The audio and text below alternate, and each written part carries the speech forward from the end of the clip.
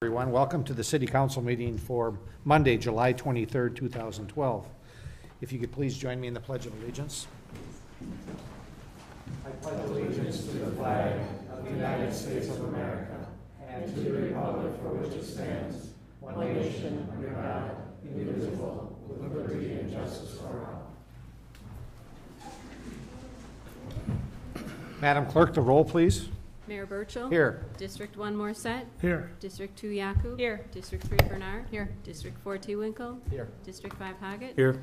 District 6 Vanslow? Here. At this point in the meeting, we will take suggestions and comments from citizens present on any item that is not on our agenda.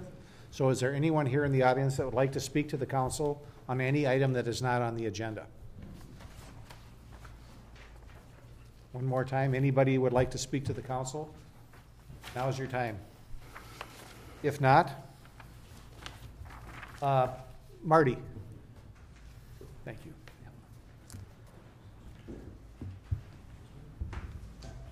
Thank you, Mr. Mayor, ladies and gentlemen of the council. On Sunday night, July 1st, 2012 at 9:30 p.m., Tracy Hartwick and her family were down at Lakefront Park near the seawall getting ready to enjoy the Booster Days fireworks display. The river was near the top of the seawall in this date due to heavy rains in the previous week. While sitting at the seawall, Miss Hartwick heard a woman scream and looked to see a young child had fallen off the wall and was floundering in the river. Without hesitation, Miss Hartwig jumped into the St. Croix River, grabbed the child, and brought him to the seawall. The father of the child then arrived and helped remove him from the water. If not for the quick actions of Miss Hartwig, this event could have turned into a tragedy. Because of her efforts on this date, I'm awarding Miss Tracy Hartwick the Hudson Police Department Life Saving Award. Miss Hartwick.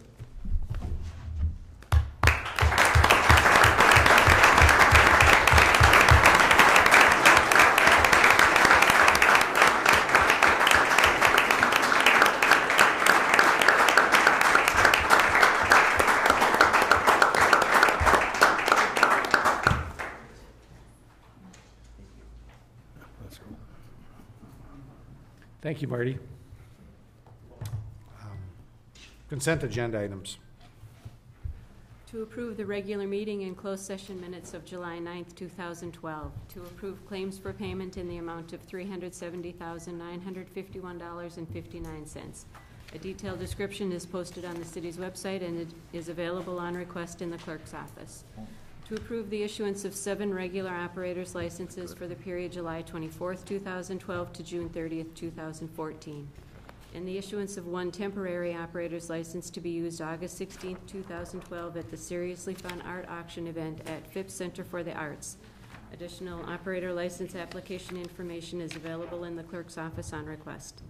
Effective August 1st, 2012, approve an increase of $1.50 per hour in wages to election workers as follows.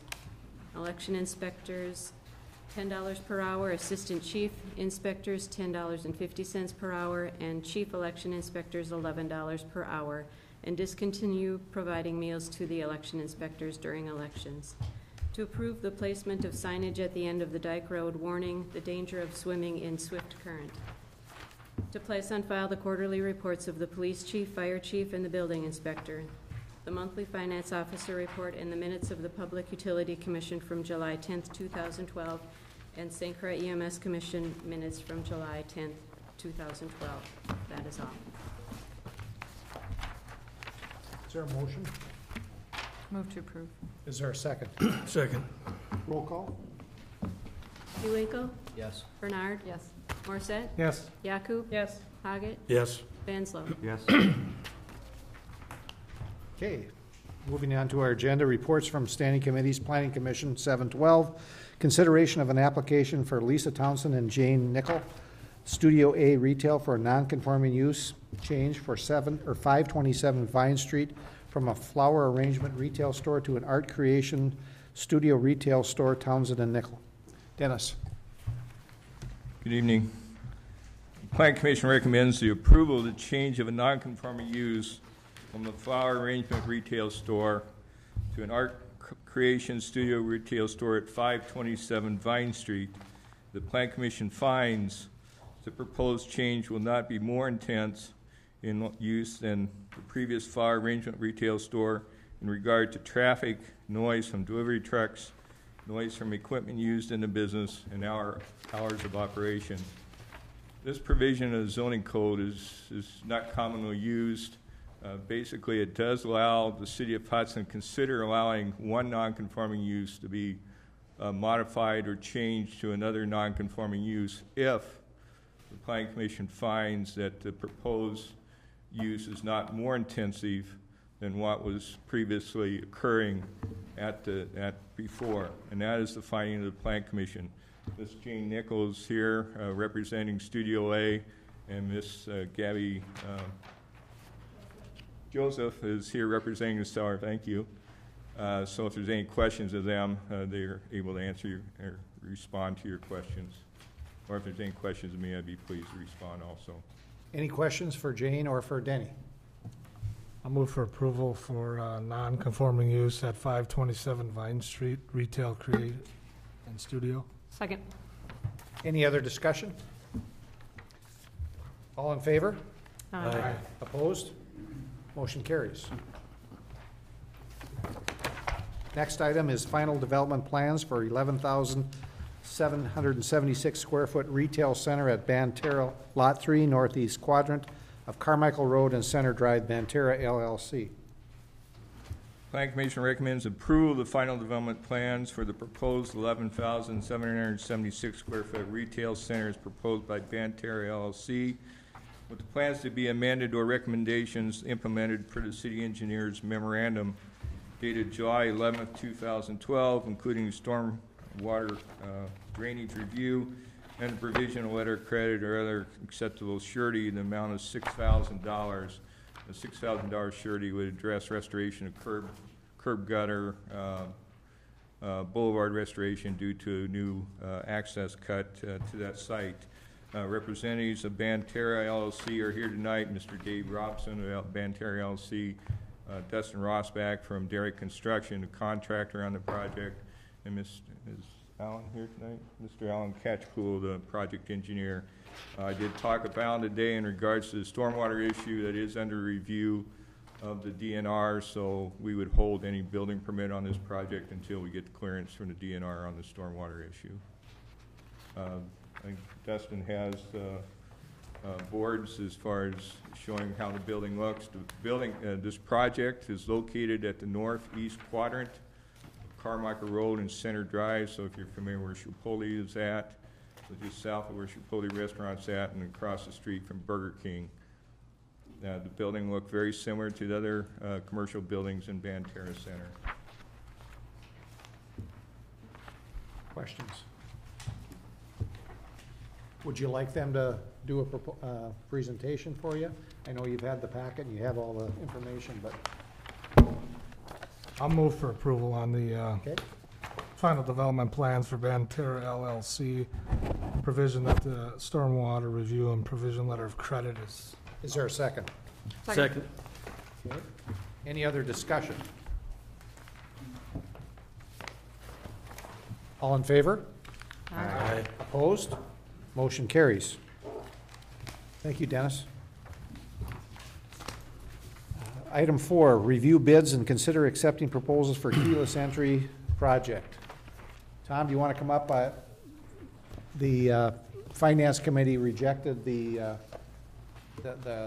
dollars amount that was submitted, but we're going to go try some other less costly kinds of foreclosing the parks and keyless entries. I think we've kind of said the city building, we're going to leave the way it is. Yeah, I hope that we can proceed with maybe with option 4 and look for some alternative solutions to locking the restrooms, maybe a standalone system. So I hope we can look into some possibilities and come back with some different options. I don't know if everybody was here during finance, but anybody have any questions on that? I'd like a motion then, if possible, to reject the bids that were received. So moved. Is there a second? Second. Is there any discussion on it? If you weren't here, more than happy to answer any questions. If not, all in favor? Aye. Opposed? Motion carries. Thanks, Tom. Now, you might as well stay right there. Consider purchasing a playground equipment for Burton Park from Game Time using a USA Commodities Cooperative Purchasing Contract. As one of the phases for the Burton Field renovation, we just felt that the park board felt that this would be a good start to the project. We did a survey with some of the local residents in the area.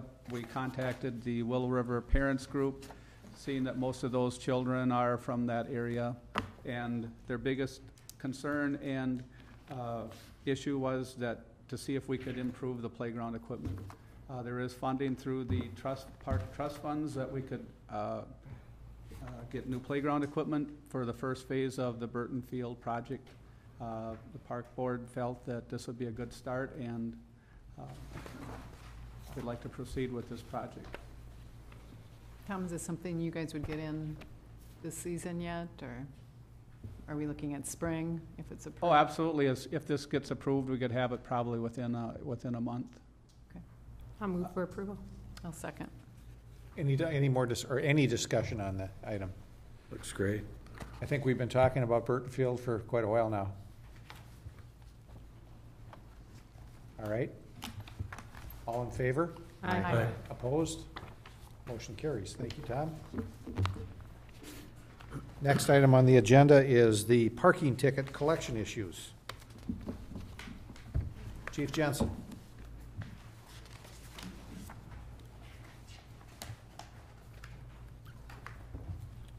Thank you, Mr. Mayor. As you can see in your packet, there was an updated list that obviously the mayor has that I didn't get to everybody. We currently have about 151 license plates that we cannot find the owners for.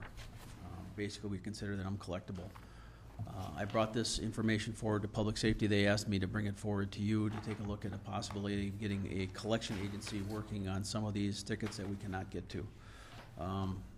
Currently, right now, River Falls does use a collection agency, and their procedure basically is to try to collect as much of the tickets as they can on their own.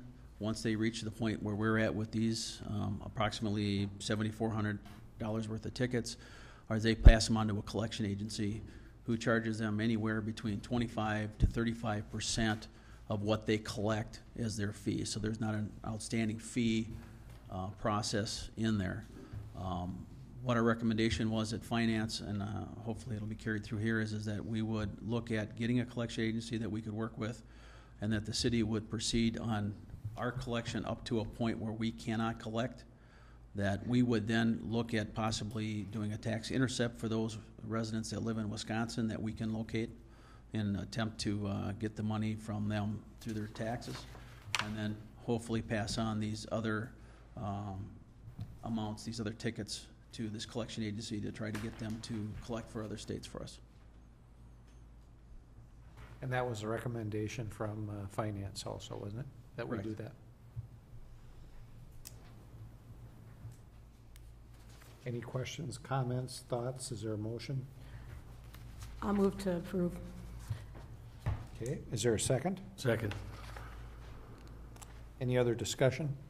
Just one thing I wanted to add from public safety is, what's not shown here are basically the $50,000 in outstanding tickets, and most of those, many of those are from out of state, and those are a big portion of it. So, and as I said at Finance, we're not unique to this. River Falls has about an outstanding balance of $50,000 in unpaid tickets that they haven't been able to collect on either. So Marty, just to clarify, regardless of how old the fines are, you're going to keep the Wisconsin tickets here for the tax intercept program? Go through a tax season? If we can locate them and they're still a Wisconsin resident, yes, we're going to go through the tax intercept program. If for some reason they moved out of the state and we can no longer find them in the state of Wisconsin, then we will pass it on to the. and of course, the logic is 60% is better than 0. So clarifying, we're not writing off the 8,300? No. That's Correct. not what the motion says. No, it's to go through a credit bureau. Correct. Get collected. Okay. Any other discussion or questions? All in favor? Aye. Opposed? Good, motion carries. Next item is updating issues for, funding issues for the Hudson Library. Everyone received in their packet. Neil, if you have anything to add, you're certainly welcome to, last Monday, the Administrative Committee of the St. Croix County elected to go to a joint library funding at 70%, and the regular libraries, the rest of the libraries in the community or in the county at 100%, which would take our funding down to 70% funding required by state statute. Everyone received a copy. I don't think, do we have a couple extra copies? Yes. There's a new Mine's just sheet. different. Right, there's, I didn't get an it's, updated one. check on your tables there. They should be on your sheet. It wasn't in here. I didn't know. Okay. Well, we're going to give you 3 extra copies now. Mary and John, and Thanks. this one's a little clearer. Basically, there's 4 options available to you folks, or for us to look at. Again, the first one is that we continue as a joint library, and we're not exempt from county levy tax. So basically, the situation would be that the county would charge our taxpayers that top line, $458,000, and our library would get about $687,000. Okay? The second one is to continue as a joint library, and we are exempt from the county library tax. So we need to come up with $395,000. Currently, we're funding $278,000. So we have to find $116,000 in new revenue, or dollars to the library, out of our existing budget for next year, operating expenses. Okay? The third option is the city library becomes just a city-owned library only, and we would have to pay $525,000. We're not exempt from the tax, so the taxpayers would pay $525,000. Correct, Neil? That's if I'm correct. wrong? And then the last one is that we are a city-owned library only, and this is what our library board has recommended, and we have to come up with another $51,000, and our library receives about $70,000 less in revenue. Again, there's some issues about whether it might be $50,000, but it's less revenue, roughly. It would be less revenue. There would be some savings on the expenditure side, but it wouldn't be all that significant, probably in the $30,000 range. So if you were here for our discussion, we talked a little bit about the issue of keeping the library funded at the same thing, and we are still a joint library, but we're not going to comply with the county levy, where the county then would assess our taxpayers $458,479 through the county bill rather than the city bill. And right now, we're paying $278,000 taxes for the city. So roughly a $200,000 increase in taxes for our residents to pay for the library to continue to be open. Questions, comments? Again, the full library goes to the recommendation goes to the full county board on August 8th. 7th. And again, we don't know how they're going to vote. So what I wanted to talk to you folks about is, depending on where we all come down, that $116,000, if people say that's where they want to go, we have to decide where we're going to get that money out of our operating expenses, or we go to a referendum and ask the voters how they feel about it. I know Rich expressed some, and Rich is our representative on the library board, so. I guess, as I said at the Finance Committee meeting, there's 3 entities involved in this issue, and that's the City of Hudson, the library, and the taxpayers. And when I look at all of the options that are presented, the option which does the best job of protecting all of those entities is the first option. And the reason for that is that the funding to the library remains basically the same as it is today. They don't get hurt by it. Secondly, the City of Hudson does not have to reduce services by $116,000. We stay at the current budget that we're at, so the city doesn't get hurt. And thirdly, the taxpayer, when you look at all of these options and see what the lowest amount of taxes they could pay under any one of the options would be $395,000. So the net impact to the taxpayer is $60,000. So the overall scenario is the best for all three entities from my perspective. If you look at the collection of $1 million, the library gets shorted because they only get $687,000 out of taxes paid of $1 million. So that's one negative.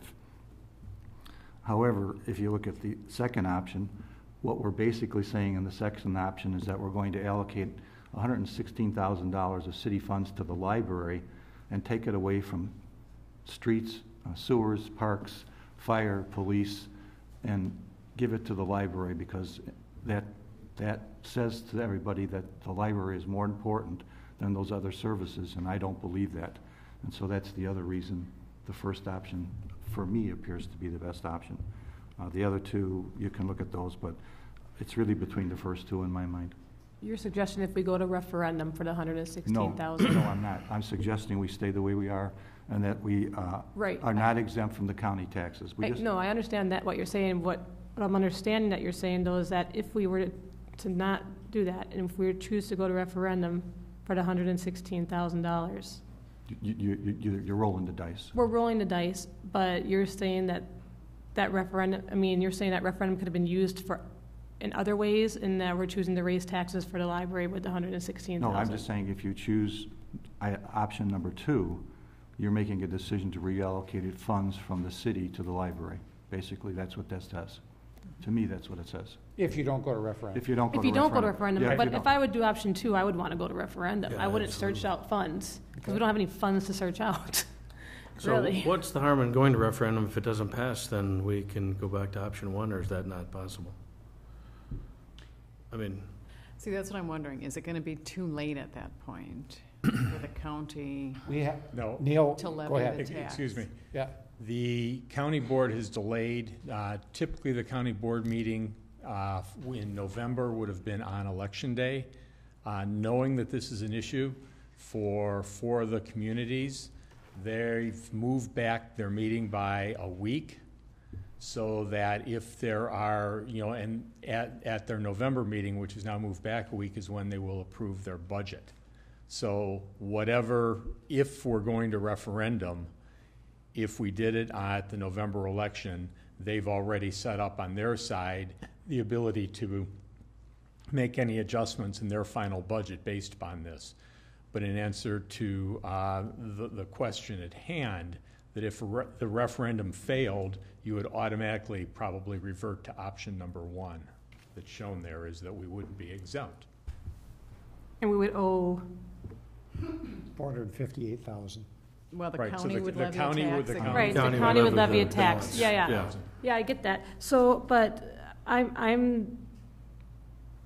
don't see the harm in going to referendum. I think that's how, if taxpayers want to raise taxes for the library, then, well, we're paying either way. I mean, right. Well, Well, there's our taxpayers are paying. That's what for I'm it. saying, yes. And I do understand that. It's not going to come out of the city's budget if the referendum does not pass, unless we choose to fund at that level. But it sounds like we don't have the money for that. Well, as I mentioned in finance, we're starting out preliminary about 200 to 250,000 negative to start before we even, that we're going to have to look for some alternatives. So our budget time won't really be affected, though, because, if we go to referendum, it passes, such as that, and if it doesn't, the county is going to levy a tax, so we can still continue forward with doing our budget Right. under this situation. So let's go to the, another option that might be happen is that our partners say, we don't want anything to do with this, we're done. Now we're down to 3 and 4. Mhm. And under 3, our taxpayers get levied $525,000, and the library takes a cut of $170,000 in revenue, or in revenue, and that's a significant issue there. Or we go to the third case where we say it goes to, it's a city-owned library, and only, and we have to find $50,000 in our budget, and they take about a $80,000 decrease in operating budget. Okay, so here's my question. Yep. After the county board takes its vote August 7th, I mean, is there a plan for the joint library members to get together and make a decision at that point? When are the joint library members going to make that decision, and how? Well, it won't be the joint library. Yeah, It will be the governing boards of each of the municipalities. Okay, Okay, so, you know, we start looking at August, and we have a meeting on the 20th of August. right. Or we call a special meeting. And again, what those other municipalities may or may not do, I can't tell you that. But- I know we've been working with them, trying to make this thing work. So will they, and I'm just trying to figure out the timing, will they all be bringing it back to their boards I would in think they would August? have to. Okay. Because the deadline is September, right, to go to referendum? August 29th. August 29th, okay. That's the I date. mean, you can see. So we're us cutting it going- close, obviously, yeah. So if we choose referendum, and let's say St. Joseph's chooses not referendum, and they choose to get out, Okay, the joint library agreement causes, you have to have a 1-year notice to get out of the joint Right. library. So they're in for another year. Okay, well, that changes everything. Yep. I think the other thing that's important in here for the city library option to take effect, all four members would have to vote to dissolve the library for that to happen. Okay, So, then it could you happen can't have immediately. the 3 people pull out without a year's notice, but all four member communities would have to take action probably within a, reasonable period of time, and knowing that this situation, a very short period of time, to dissolve the library and to make it a city-only library. so they can't leave us high and dry. That's kind of where I was getting at. Yeah, not No, we got a year. effective this year. Right. okay, Okay. so the referendum is going, if we have it, is going to be based on a continuation of a joint library, Correct. at least for the It next, wouldn't appear that way. Oh, here, because we have to do it every year, wouldn't we? We have to do a referendum Well, every year. they may take action now, and we don't know, saying we want out. Right. So Right. the following year, but this would be at least good for 1 year. yes. Do all 4 members have to go to referendum then as well, or? Not necessarily. No. It's their call. That's. They can choose to They take could it from choose their how they want to budget. fund it. Correct. Okay. Just like we can. And I think one of the things that's important when you look at these issues that we've laid out, we've always presumed that everybody is taking the same action. And, if you wanted to look at all the different permutations that could be there, it would be mind-boggling. So, we've looked at, everybody on one side or everybody on the other side. And if different people take different actions, the net result on the city is going to be very, very different. This is really hard to explain to It is. voters, and it's hard to justify when we're asking so many departments to cut and tighten their belts, and now we're being told, we just have to come up with all this money for the library. It's real Yep. hard to explain. It's hard to swallow that, so. But people need to understand it's because of that. It's because of a decision the county board made that we're all doing backflips, trying to come up with money. So let's hope they make a good decision August 7th. And again, I'll reiterate, that's 70% this year and 80% the following year. Which we can try and Change. maneuver. Yep. That's what I'm hoping for. Okay, any other thoughts or comment? I wanted you guys to be aware of this. This is what's coming down. It happened last Monday, so it's pretty new information. Neil's been spending an inordinate amount of time on this and has done a very good job for us. And he's helped us, all 4 municipalities have got this information so that we can try and make our best decision that we can off the information that we have. It's not an easy method. The funding mechanism is quite complex and maybe not the fairest method. It really kind of, on my soapbox a little bit, for us to pay $1 million and only get $687,000 back for our municipalities, that just grates me. Again, I know it's for the good of the whole, but our money taking from our taxpayers and going out to Roberts or those other places, that just doesn't bode well with me. But Can I make 2 quick suggestions? That we, number 1, find out for sure when the other municipalities' boards are meeting, and that we know, how soon are they meeting after the August 7th county board meeting? And I'd also like to ask that we consider potentially having a special meeting of the full council prior to that August Okay. 20th meeting, I don't want to be running out of time, Right. you know, because we waited 2 weeks after their decision. Okay. Any other comments or suggestions? Just a question for clarification. If we decide to go with referendum, would we have to have a referendum each year? Or can we'd have to have a referendum each year for funding? If we can't Well, find our own funding. It depends on how you set it up, but it We kind of could claim- depends on we- what you want to do. So we can make the referendum ongoing? They would be voting to Yes. do this forever? Yeah, or- except We there's don't know what the been- money, the number's gonna be every year, that's the Yeah, difficult that's the part. difficulty, and what the potential legislation might be.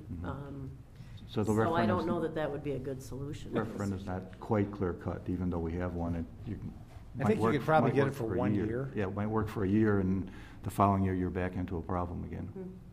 And let's keep in mind, there aren't elections every fall There would not, there would have to be a special referendum. Yeah. when it's an off.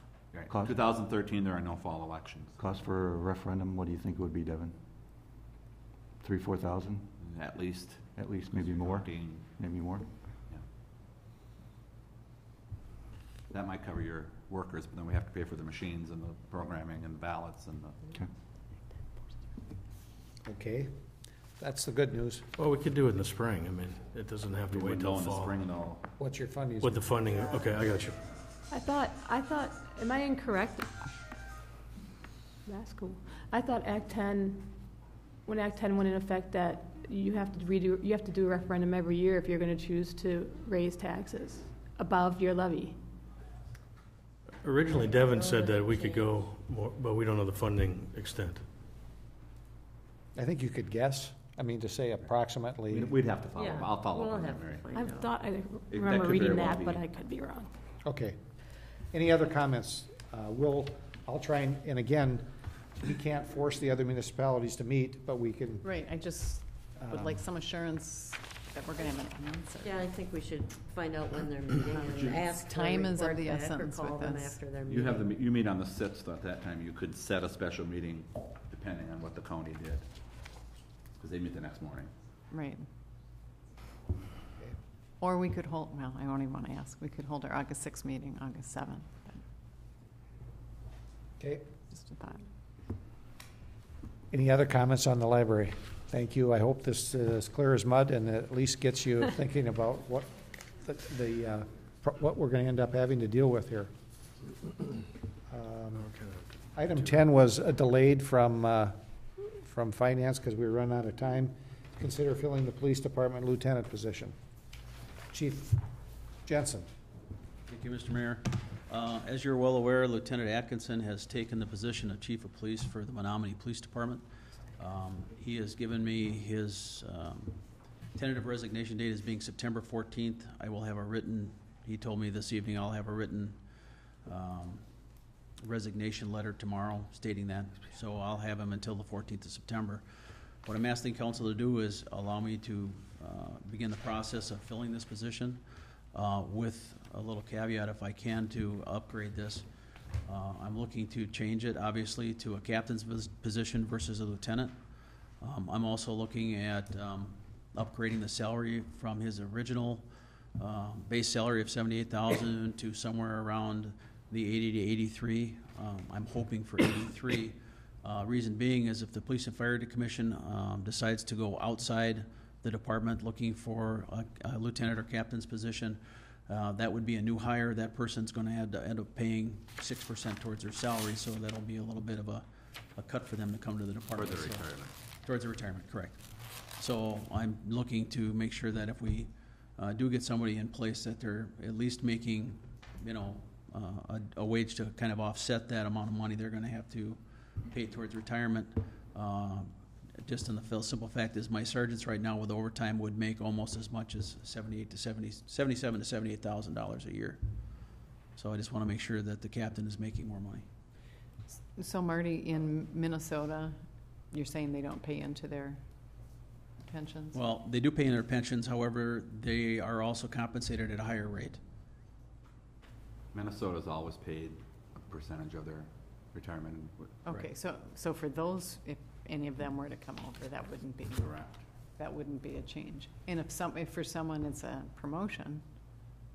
presumably that could be a pay increase, and they're already paying their retirement in Minnesota. If someone was promoted within, they would not, this would No, not. I'm saying someone externally. Correct, yes. If someone from within moves up, they would not until we resolve the issues with the retirement with the police unions.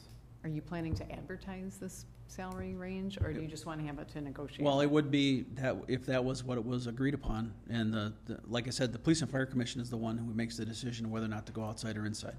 So they would be the one that would have to agree, saying, yes, go ahead and advertise outside, and I would need to have that salary range so that I could put that out there. So you want to have a captain, no lieutenants, and then go down to detective sergeants and, Or sergeants, or correct. sergeants and, Correct.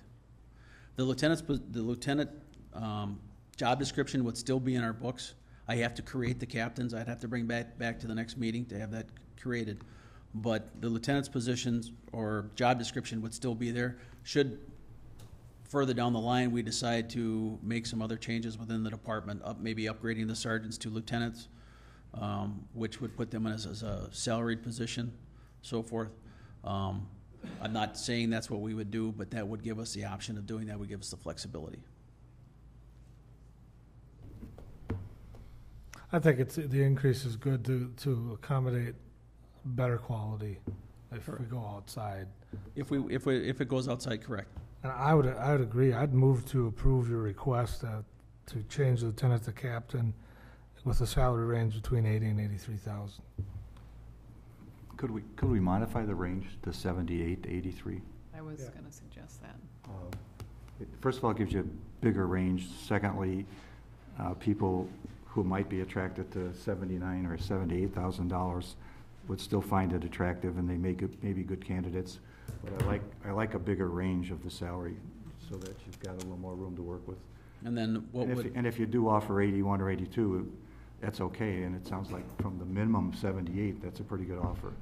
Then I would have to come back to the finance and discuss the range for the candidate based on At qualifications. the time you would or hire whatever. someone, Right. then you'd come back and say, this is who we want to hire, this is what we're recommending for a salary, and then council would make a final decision on it. I mean, we brought Eric in at 78. As a lieutenant, but Yeah. if That's an that's, excellent unless you candidate. think that's a problem. Well, my only concern would be is if somebody comes in and for some reason the budgets are tight and we have them at 78, and now they're going to take a 6% pay towards the retirement, net they're going to be making less than the sergeants that they're going to be supervising. So that's the reason I wanted that 80 to 83 You range. can determine that too. at the time the person's Yeah, hired. I'm not suggesting you have to start them at 78. I just Correct. would like the Right. range to No, be 78 to 83. I just was putting it towards the high end. And Marty, I believe you're gonna have to put this within your budget, so your response, I don't think there's any extra money, so you need to figure out where you're gonna take it from your budget. Well, I'm not anticipating hiring this person right away. Right. You know, I'm not sure how long it's going to take to go through the process. So by the time Eric retires, Yep. leaves, there could be money available, Yep. still sitting Gotcha. in there. And we haven't sat down and started our budget process yet either, so. Correct. are you looking for the title change just as a luring perspective? I mean, I guess I'm A just little bit. don't understand did- why we need to change I the title. contacted I put out an inquiry of the Wisconsin Chiefs of Police Association website to ask the chiefs what the salary ranges were for their second command and what their titles were. I got 12 responses back, 8 of them were captains, and the salary ranges were anywhere, depending on the size of the department, from $55,000 for a small department up to Milwaukee had $113,000. Well, obviously, that's a lot, but the salary range for most of the departments in our size were anywhere between that $77,000 to $89,000. And what about a lieutenant? There was one other department that had a lieutenant as their second in command. Was it our size? I don't know. I did have to take a look. I'm just curious if the salary range is lower for a lieutenant. If you were to hire a lieutenant instead of hire as a lieutenant instead of a captain, is the salary range? Well, even lower? if we didn't go with the title change, I'd still be recommending the higher salary range, especially if you're looking at possibly going outside. You want a person to consider coming in, not taking a big hit on their salary. I'll amend my motion to 79 to 83. Is that what you said? 78. I'll second that, Randy. Excuse Okay me. with 78 to 83? No, are you okay with 79? I'm okay with 79, yeah. 79 to 83. Okay. Any other discussion? All in favor? Aye. Opposed? No. No, 2 noes. Motion carries 4-2.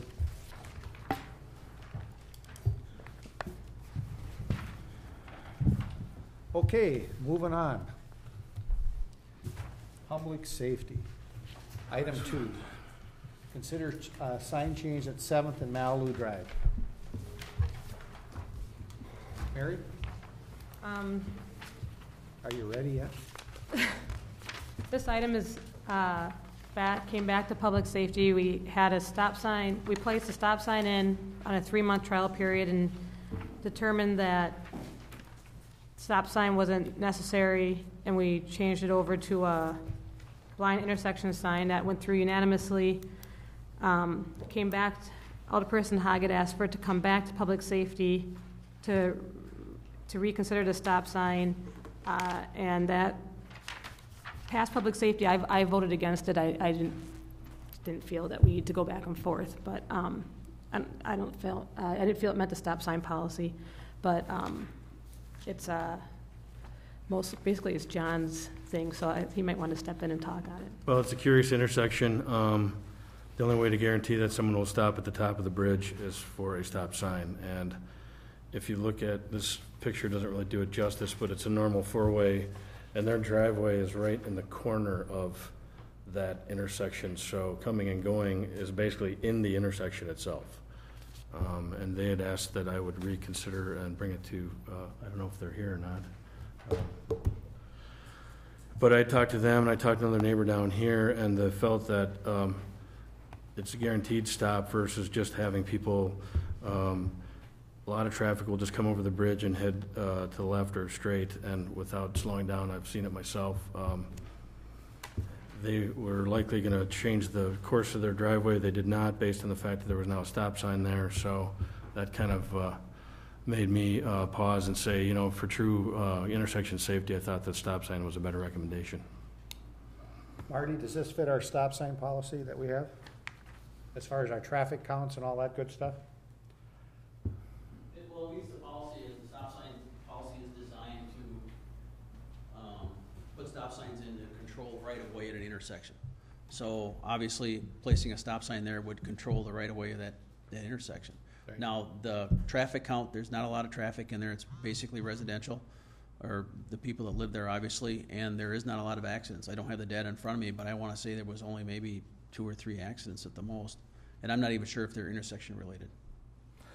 But the National Transportation Act, it talks about equal number of traffic people coming from each side, and it's what, a minimum of 200 cars per hour or some. There is a lot of that. It doesn't meet any of those. I'm not sure. We don't have a traffic count on that bridge. Your estimate, your guess would be there's probably, what, 60 houses down there? 50 houses maybe? I don't even think that many. Probably, I don't know. Yeah, I'm not sure how many houses would be down there. I'll move we deny the sign change and leave as is. Second. Okay, there's a motion to deny putting the stop sign in, and there's a second. Discussion. Any other discussion? Go ahead. I've talked with other residents down there that don't see any need for that stop sign. It's been that way for years. There's not any more houses that have been built down there, so I don't see it. Okay. Anyone else want to make comments or suggestion? It's just, it's problematic when we're when we make changes too frequently to intersections. Maybe look at it for another year, see if there's problems with just the blind intersection sign, but I get concerned when we're being a little whimsical with sign changes. How long ago did we put the stop sign in? We've had the stop sign in, we gave it 3 months, and we just, at the safety meeting prior to this last, changed it over to the blind intersection sign, so it'd been a month. And Since it's been out. Yeah, and that's why I voted no, is because I think we need to give it time, and as Randy said, there was no signage prior. I mean, so we've added some signage to be caution to the intersection, and if anything, the stop signs, if we were gonna look at stop signs, it probably should be on Malibu versus 7th Street, which I don't agree with that either, but that would force that side to stop. But, so it's just, Well, the only, just to add my final 3 cents worth here, the traffic is blind coming across the bridge going north. It's an angled intersection. There is vegetation there. Removing the vegetation is, well, certainly possible, but then you get to see the railroad tracks, so that didn't seem like a great idea either. So having this angle of an intersection, the stop sign was guaranteed to create a safe intersection. Okay. Any other comments or thoughts? Okay, all in favor of the motion signify by saying aye. Aye. aye. Opposed? No. Motion carries. I forgot what the motion was at first. Didn't you make it? No, No, Randy? he made it, Okay. I seconded it, I just Move to forgot. deny. All right. So we're gonna leave the sign the way it is. Tired. Item 3, review stop signs on Vine and 4th Street. Okay, where's the stop signs today? Alderperson Hague requested this to come to Safety Committee as well. It did pass unanimously to remove the stop sign for various reasons. One being redundancy in starting and stopping on Vine Street. Another being that the library used to be there and is no longer there, and we felt that was one of the main issues why the stop sign was kept there all these years. Another issue is that, this is a stop, this and 3rd Street actually don't meet, 3rd and Vine actually do not meet stop sign policy, but we didn't want to bite off more than we can chew at one time, so we decided to look at one stop sign at a time and see what we could do to make some changes there. We would put across traffic does not stop signage on 4th Street, and obviously the flags to alert of a change in the intersection. We would, pretty much that's it. I mean, Vine is one of a main thoroughfare, and it's one of those things, it's a major artery, and really stop signs aren't normally installed on major arteries, so I think there's locations where they should be. I agree with Grandview and Vine due to the width of it there, but 4th and Vine, we agreed as a committee that it should be removed. Okay. Is that a motion? I'll make the motion to remove. Is there a the stop second? sign. Second. Okay. We can have discussion. Anybody want to hear from any of the audience? If anybody's here that wants Yeah. to Sure. speak to this, Absolutely. is there anyone here that wants to talk about the stop sign on 4th Street? Mr. Rhodes, I bet you want to talk about it. Yes, I do. Well, let's come on up and state your name and address, please.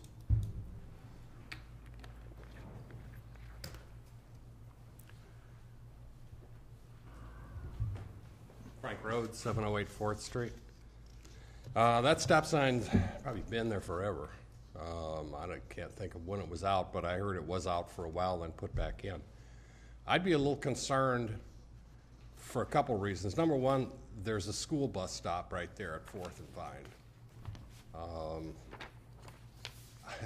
Traffic, a lot of traffic doesn't stop there. It just kind of slows down already.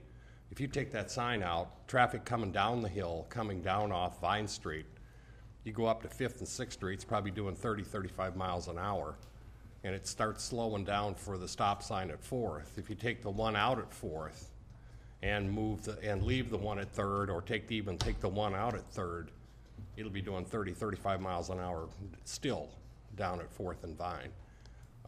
I think there's a lot more traffic now there, partially because of the business that's located where a lot of the parking is in the alley. If you come out of the alley, or to turn north on Vine, or you try and turn north on Vine from 4th Street, you get a break in the traffic because of the stop sign at 4th. You won't have a break. That traffic will be non-stop coming through there. I'd be afraid that there'd be a lot more potential for accidents, not to mention the possibility, once again, of injuries related to that crosswalk with people using it. There's a lot of people that walk down Vine Street heading downtown in the evening with kids, and they usually cross at 4th and then walk down to Noki's or wherever they're headed downtown. So I think there's a lot more use there than is given credit for. And probably studies were done, I would think that they were. But I don't think taking that stop sign out is a very good idea. Okay, thank you. Is there anyone else?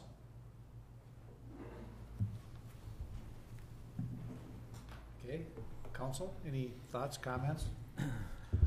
I agree. I mean, things are still moving down there. You have a daycare up the road. You've got the new municipal building that used to be the municipal building with businesses in there. And then you have the school and, again, bus traffic. Also on 7th Street, like Frank alluded to, was the breaks in traffic getting across 7th Street, across Divine, going north.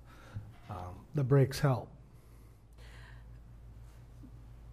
With that logic, though, there should be a stop sign on 5th Street, 6th Street, 7th Street, 8th Street, all the way up Vine. And every place a school bus stops. And the school bus, I'm assuming they could change their route to stop maybe a block earlier. I mean, I know it sounds petty to say they can cross at 3rd Street versus 4th Street, but it's true. And, Okay. Vine Street's a busy street, there's no doubt about that, but a stop sign on every intersection is non-productive. I can't speak for Randy, but I don't think that that's what he's alluding to. But No. the breaks are, where I live on Diamond, if there wasn't one on Grandview, I'd never get a break. So the breaks. Which is a wider street, which is why. But I'm talking the pace of cars. That stop sign just gives breaks. And I totally agree that helps the entire street. So we have 2nd Street, stoplight, 3rd Street, stop sign, 4th Street, stop sign. If you're gonna have a break on Vine, maybe it should be spread out a little more. To have it all, the break is for 3rd and 4th Street. What about 5th, 6th, 7th, and 8th? Where's their break? I'm not saying that the physical break, it creates a break. Right. Just the pace that one car goes. By the time another car goes, that creates a break all the way up the street. And come fall when school's down, Vine Street's completely busy. We all know that. Slowing them down. I think it's kind of back to the deal that, changing. I think it's really dangerous to change the stop signs, especially on a busy street. We change. I can totally foresee people stopping because they have for 20 years. We've had this discussion every time we've changed a stop sign. When we changed Cooley and 11th Street, everyone was concerned. We put it to a yield sign, and everyone was going to get rear-ended. I don't know if there's been one accident since we've changed Cooley and 11th Street on that to a yield sign. Back to a yield sign, Marty? You mean Hagen? Yeah, excuse me, Hagen. Hagen and 11th Street. Yeah. No, and in fact, the traffic's flowed better ever since. So, I mean, there's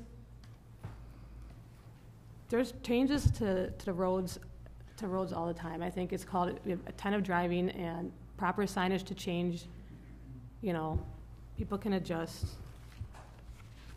It's kind of this issue has been, I think I was sitting in Rich's spot the last time we had this issue, and I think it was a split vote, as I think it probably will be again tonight. Is there a motion? I think this is the 3rd time since. Yep. Is there a motion on the floor? Yeah, Yes, and there so is. one of the things that we try to do, and I think the rationale that you're looking at is we have very few east-west streets, thoroughfares within our city for people in traffic to move forward.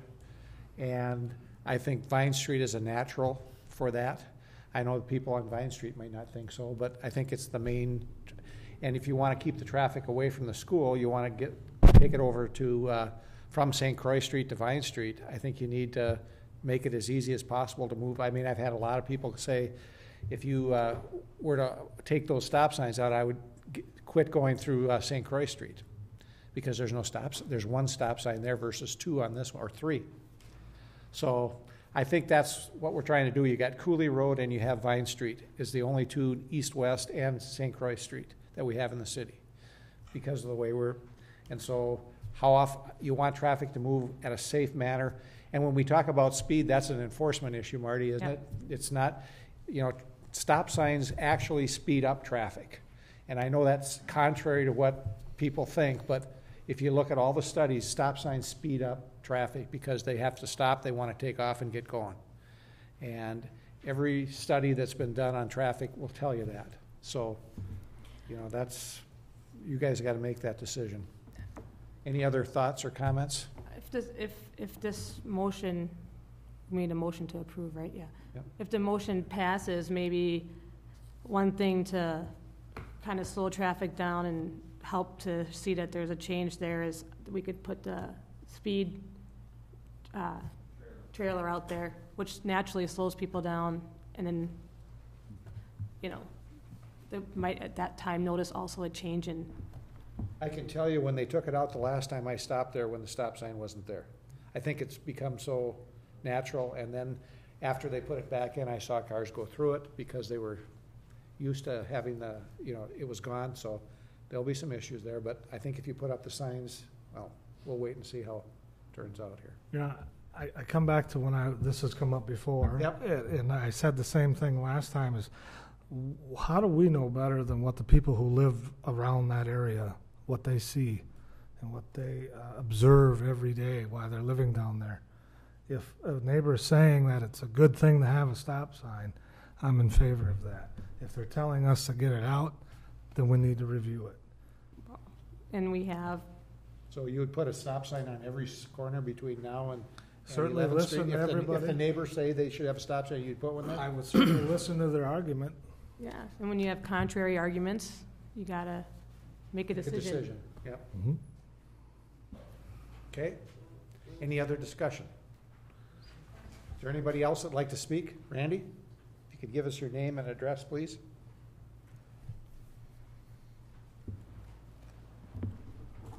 Randy Lau, 1305 St. Croix Heights. I just wanted to raise the question, was it looked at as to whether we needed stop signs at both 3rd and 4th, or was there a reason we picked on 4th and didn't look at eliminating 3rd? Because in the discussion, it seems kind of redundant to have a stop sign and stoplight at 2nd, come immediately to 3rd and stop, and then go, whereas on many other thoroughfares, you might have at least a block or two before you have a stop sign. Now, I believe on St. Croix, the stop sign is at 4th, I believe. So there you have one stop and then 2 blocks to the main street. So I was just wondering what the rationale was behind I think there's someone that's going to answer I that. can answer that question for you. It was looked at, and one of the concerns if we took the stop sign away from 3rd Street is that there'd be backup on the 2nd Street if cars are trying to turn north off Vine.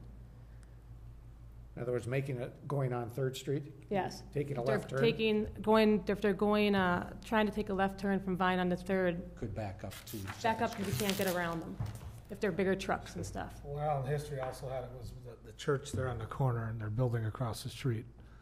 Because I do think there is somewhat of a concern about the school bus stop there. It does seem like there's a lot of kid traffic there, and I travel that every day, so. But it does seem a little redundant to have so many stop signs on Vine Street, but I just wanted to give you my comments. Thank you. Thanks, Randy. Anyone else from the audience before? I'm not sure we should accept yours, but we're happy to hear from you, Tom.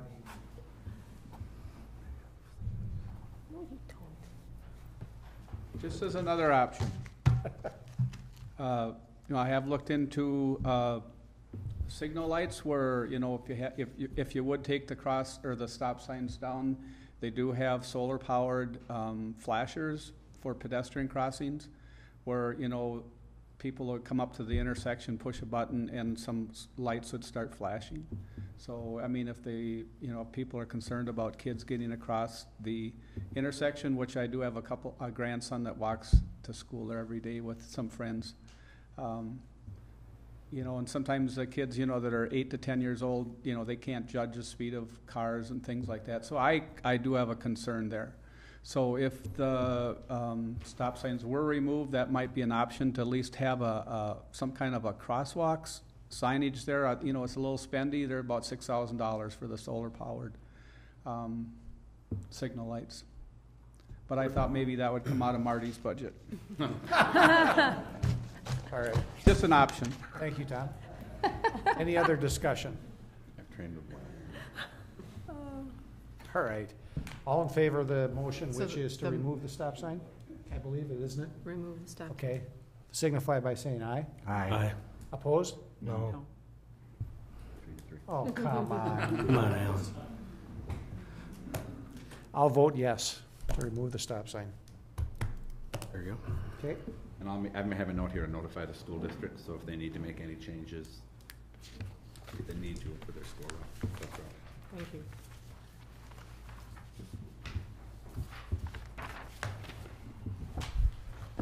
Okay, update on projects.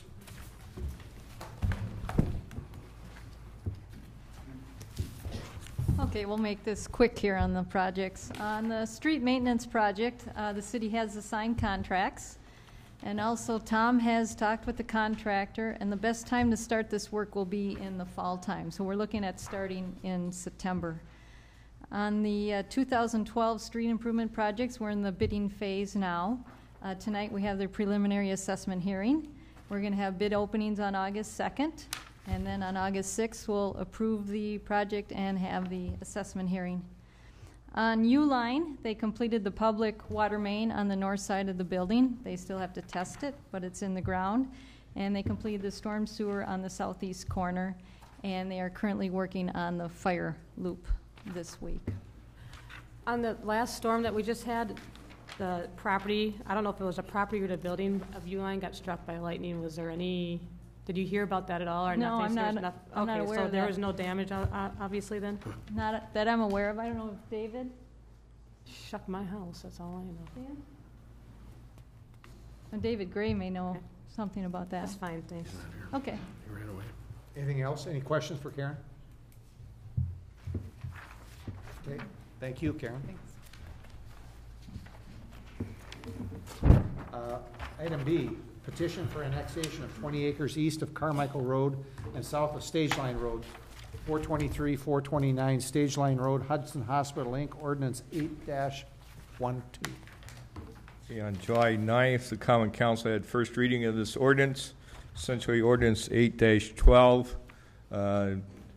would annex approximately 20 acres located immediately east and north of the Hudson Hospital property. Those properties are formerly owned by George and Mary Hull and Einer and Rita Horn. The hospital, Hudson Hospital Incorporated, has signed the annexation agreement.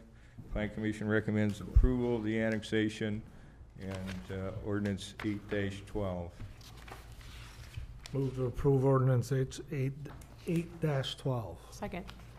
Discussion. I think we've seen this before, and we've seen the project. That isn't up for. No, we very contingent approval of the 41,000 square foot medical office facility. That would be that is the project upon which this annexation is based. Okay. Roll call? Do we need a roll call? No? No, we're not suspending Okay. the rules. Okay, we're not suspending the rules. Okay, all in favor? Aye. Aye. Opposed? Motion carries. Thank you.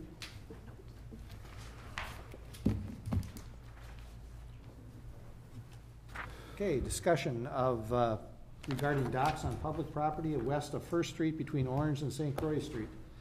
I think we've had lots of discussion on that. Mr. Mayor, I recuse myself under city attorney advice. Okay, I also recuse myself. all right. At the last time this was up, I had recused myself, and after further review, I've decided that I don't need to recuse myself anymore, so I'm going to continue to participate in the discussion if need be. I will be casting a vote if there's a split vote, but I don't know if there will be or not on what we're going to do. So where do you want to go, folks? Does anybody want to hear more public information? I'm not opposed to that at all. I do want to hear it if there's comments, but Catherine, I liked what you pulled Oh, together, and I okay. wondered if you might, for the benefit of Sure. the audience, just summarize some of that. Sure, I Can provided. we, before we do that, Sure. is there anyone that wants to have public hearing from anybody that's here? I know we've heard a lot of testimony, and I know some people have said we've heard it till we can't hear anymore, and we've all received emails and things, and then we'll get to Catherine, but. Oh, okay. I guess I wouldn't mind hearing someone who brought additional information or had new comments to make, but if we're going to listen to the same comments that were made previously, I don't think we need to do that. So if there's something new brought to the game that we Who's going to make that? I wasn't here, so. I guess if there's something new that we aren't aware of, or that somebody has discovered. Okay. Or that, you know. Or that hasn't spoke before. I wouldn't mind hearing that. Okay. But if it's going to be the same that we heard, I don't think we need to go through that again. Okay. Catherine? Sure. I put in your packets a memo. It was based largely on a review of park board minutes and city records that were available in the planning department. And basically, it doesn't include every detail, but I tried to summarize the salient points that this has been an issue on and off. The park board has discussed it. They have discussed the issue of whether that property should be somehow conveyed without really looking into the legalities of it. That issue was raised previously in the park board, and they decided, well, no, we don't want to do that because we don't know how the use is going to shape up over time. That was came up a couple of times. Similarly, a couple of times, the section of Myrtle Street that provides access to that land has come up and been dealt with at the council. The petitions to discontinue it entirely, going down to the river property. Both times, at one point it was narrowed to retain still an access way, but to vacate 18 feet on either side. But both times, the council on those petitions has decided, other than that 18 feet, to keep the access to the property. So that, and the other thing, based on my review, is First Street property owners were invited to meetings. They did participate. They did raise issues about the trail, about, a lot of issues. They did talk sometimes about the dock. Other meetings, they didn't talk about the docks. So that's just kind of the past history. It's correct that a dock inventory was asked to be done several times and wasn't, to the best of my knowledge, until January 2012. But the issue of the docks has been fairly consistent with respect to, no, we're not ready to, we don't want to convey property, and they raised a permit system, the issue of it, and it didn't really go any farther than that. So that's essentially what I gave you in the factual summary. And then also just why it came up more recently was just trying to maintain the area. My understanding, based on conversations with Public Works personnel, Tom and Marty, there was an issue about safety of people using the pathway, and they wanted it cleared of brush, cleared of rubble. There were boats, you've seen pictures and stuff. Some are just stored there, some look like they're abandoned there. So that's, my purpose is just to kind of bring you up to speed on why it came up now. And it seems like the time to make a decision on it. It has been on and off for several years. I also researched the law, discussed it both with the Wisconsin Department of Transportation person whose job is to deal with railroad right-of-ways, and also with the riparian rights attorney at the DNR. And the bottom line is really pretty straightforward, that non-riparians do not have the right or authority under Wisconsin law to install docks on riparian property. The city-owned riparian property is property along a waterway. The city is the riparian owner. It owns that property in fee title. It has the right to install a dock. Nobody else does. And if the city were to decide to install a dock, I mean, it could consider that along with how it wants to use its property. But riparian rights, the right to put in a dock, cannot be conveyed. So under Wisconsin law and administrative regulations, if it were to have any type of permit system, it couldn't be a permit for any longer than 2 years. Anything longer than that could possibly be considered a conveyance, and the regulations just say 2 years is that's it. They give no property rights in that permit. If the city gives permission for the docks to be there, does that change that? No, under Wisconsin law, the city as riparian owner cannot, issuing a permit is giving permission. They can give a permit that has a 2-year period. It can be renewable, but the point is that property owner does not have any expectation under state law to have a dock for longer than a 2-year period. So permits can be done with permission of the city, though? That would be permission of the city. We would do if we did a permit for 2 years. Right, and could be renewable. Correct. But it would always have to be only for 2 years. And could the permit be, I'm sorry, That's okay. could the permit be, would it have to be a lottery type system, or could it be specific No, to what that? I said I mean, if you want to go through my memo. But you mentioned a lottery system in there, which is Well, why what I said is there's some other factors that need to be considered. This property was purchased with park dedication fees, park trust funds. It was also purchased under a statute that limits the use of property. The Wisconsin DOT had first right of acquisition of abandoned railroads. If they do not want to exercise that right, affected counties, school districts, or municipalities, i.e. the city in this situation, because it's within the city limits, have the right after the DOT. But the statute limits use of the property to open space, scenic, recreational, transportation, and for some reason correctional institute. I don't know why. That obviously doesn't apply in this situation, but there are limitations on the use of the property because it was acquired under that statute. And with park, essentially trust funds or dedication funds. So, in my opinion, I think I've covered pretty much of kind of the facts that pertain. I went through the options. I mean, there is that city ordinance that prohibits docks on city property without written permission of the Common Council.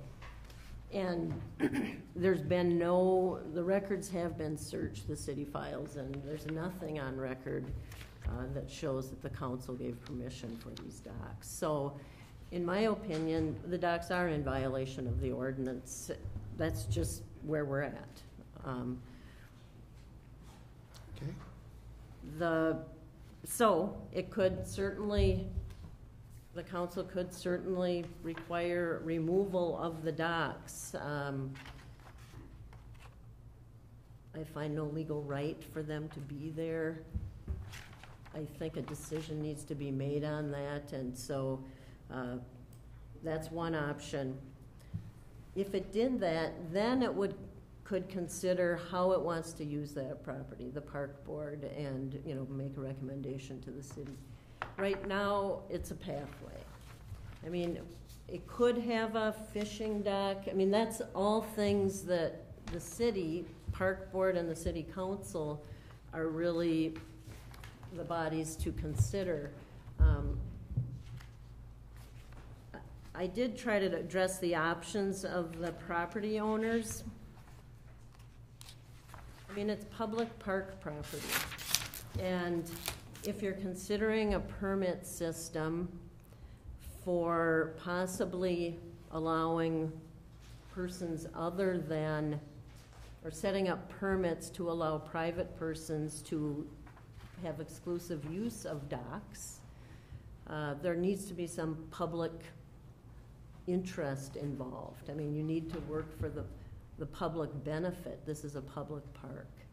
And so I raised and I identified the issues, I think, that are public policy issues with restricting the permits, if the city were to do that, to just abutting private property owners. Is there a law that you're following on this, or is it an opinion? Well, it's certainly an opinion. It's a legal opinion. You're telling us we can't lease the docks to the property owners? Well, I'm just saying you really need to consider the public policy involved. You're using public parkland and you're allowing private property owners, certain ones, a very narrow class of people, to have the right to put or to use a city-owned dock on that land. And you just need to consider, is that an appropriate use of public parkland?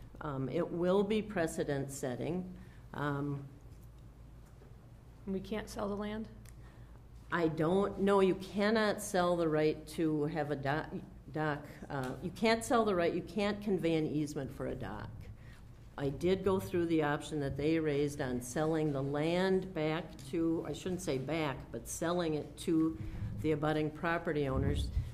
First, there was no, I'm not sure you can do that because it was acquired with public funds that or not public, well, public funds, but under a statute that restricts the use to recreation, public recreation, open space, transportation, that kind of thing.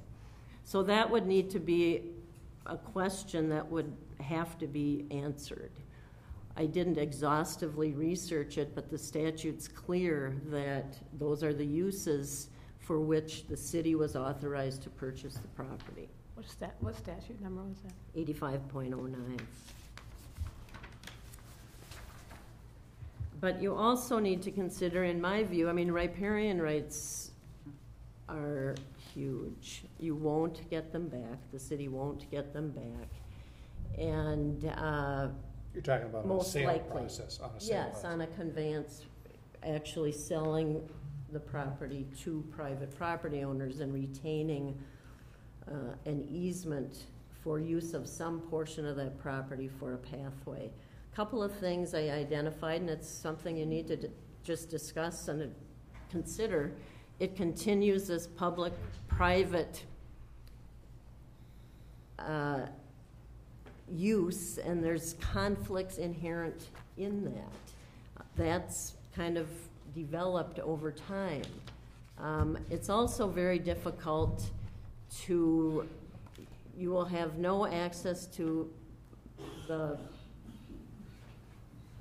river, from the pathway. It will be defined by your easement, what you can do and on either side of the pathway that exists. I think it will greatly restrict potential use of that property. You will have people could potentially store property right along, docks and so forth, right along the pathway, depending on how an easement were to be written. But the basic problem with that, in my view, is that the legality of conveying that property to private ownership is in question. Okay. The practicality also is in question because of some of the things I've just discussed. Also, the records show that property owners were inconsistent along abutting property owners, whether they had any interest. Mm-hmm. And you can't end up with a patchwork. I mean, that would be unworkable that's an opinion. So what if the DOT releases the property under that statute? Well, the DOT has no authority to release it for use other than it has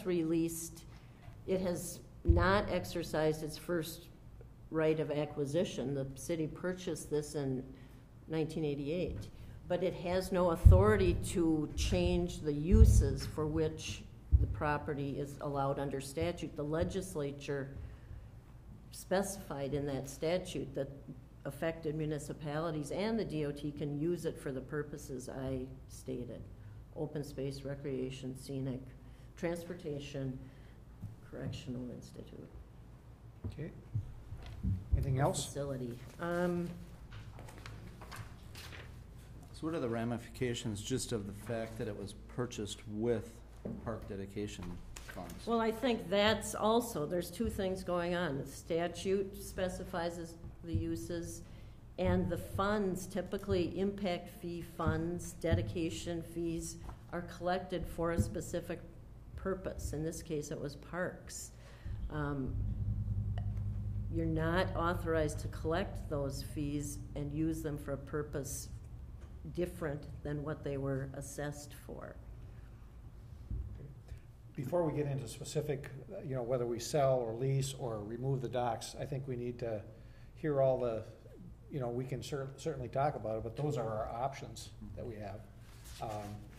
But Catherine, do you have anything else you want to add? I'm happy to answer questions. I Right. kind of went through, I know it came up in the previous meetings about the Jarvis lease, and as stated in my memo, that's really a different situation that offers a public service not given by the city. And so it's quite different. It's open to the public. So I think, unless you have questions. Well, I think what I'd like to do now is there someone that hasn't spoken to the council before about this particular item, or if there's some new things that are needed to be added, we should have that input, and then we're going to go into, and we'll talk about our options that we have, and then go from there. So is there someone, Randy? Huh? Well, there's other things coming up too that I think you'll be talking about. Randy Lau again, 1305 St. Croix Heights. Just a quick question. If the docks remain, is the message conveyed that these are in essence public docks? And then what is the city's liability if something happens on those docks? I guess I never heard anything about liability. No, the docks, yeah. Actually, I'm glad you raised that. The private docks really cannot remain. Any dock on that riparian property needs to be a city-owned and maintained dock. I did talk with the insurance company about this, and they were like, a little uncertain about private docks, but the fact is that it's on city property, and there would be potential liability. So in terms of any kind of dock situation, the current docks would need to be removed, and city docks owned and maintained would need to be installed if that's what the council wanted to do. Okay. Anyone else that has not spoke? Tom? Thank you. Tom Smith, 927 3rd Street. I did speak before, but I've got a few new comments tonight. Before, it was just out of a sense of common sense. We've got people using parkland. It's not on the deed. They're not paying taxes on it. Doesn't make any sense. Now we've got a very clear memorandum from the city attorney that could not be more black and white. And now let me ask this. Has everybody around this table read this document? Okay, because it is black and white. Thank you. Okay. Anyone else? Yes, sir.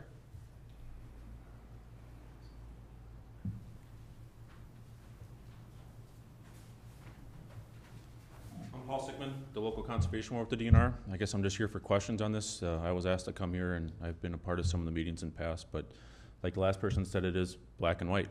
Those docks are not legal to be there.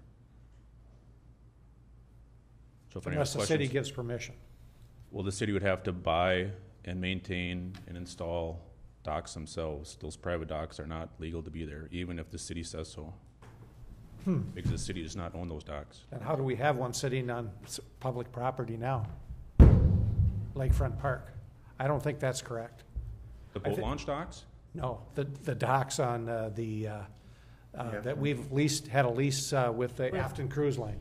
Oh, yeah, there's an Army Corps of Engineers permit for that. Sure. That existed, and there's a lease. Right. So that's written permission. So we can give written permission to put any dock on our property. Well, it would have to be a city-owned and maintained. We don't own that dock that we've got there now. That's owned by Well, that was a pre-existing situation that was permitted through the Army Corps of Engineers. Okay. I have a question for you. Is this considered a Rivertown management zone down there where these docks are? I would have to look at what that definition means. Yes, yes. It is? Okay, so that doesn't change anything as far as the city being able to give permission and No. as far as what can go in there? You cannot convey riparian rights. Those regulations don't outweigh the riparian right issue. Okay. All right, is there anyone else? Yes, Sarah. My name's Sarah Atkins. I live at 925 First Street, and I think this is everything but black and white. I do have some meeting minutes I'd like to provide you that Kathy has referenced in her memorandum. Thank you. And I think it becomes a little more clear what the original intention was when the city acquired this property. So the meeting minutes of, this is Park Board 1990, read this. After Lakefront Park Phase 2 gets underway, Reglan feels the board should review the railroad right-of-way, which was paid off this year. He felt that the park board should decide what they want to do, what degree of property would be involved, and if any of the property could be sold back to the adjoining property owners. Revenues could then be put back into park improvements. So in 1990, 2 years after purchasing the land, there was continued discussion about selling back the unused land back to the adjoining property owners and putting the revenue back into the park improvements. About a year later, there's another meeting of the park board. This one titled Railroad Right-of-Way Trail Development. Reglan presented a map outlining the entire city-owned parcel west of First Street between Vine and St. Croix. There appears to be no universal feeling at this time among the property owners as to whether or not they would like to purchase the property. The thought was expressed that inasmuch as we are not sure at this time what the final configuration will be, we should not sell the property. Now, to me, this wording makes it sound like they still intended to offer the land back to sale to the adjoining property owners after they figured out what the final configuration of the walking path would be. I'd also like to point out that in both of these minutes, the topic is entitled right-of-way, as though the walking path was intended to be a right-of-way through that property. In 2002, there was another meeting, and these Kathy references these meeting minutes as well. Riverfront Trail property, Lakefront Park, north to St. Croix Street. Park board members wanted to discuss the use of the property not used in trail development. For many years, some residents on the west side of First Street have had docks on the shoreline for their personal use, and there are other spots where improvements have been made to the property owned by the city. It is the intent of the park board to define lines and work with the adjoining property owners on this matter. Gilbert noted maintenance needs to be addressed, particularly for brush cutting and tree trimming. Board members recommended Reglan write a letter to the adjoining property owners so that all docks, along with the size and number of boats, are known and documented. A permitting process for the docks was also discussed. It was again stressed by board members that they want to work with the adjoining property owners on these matters.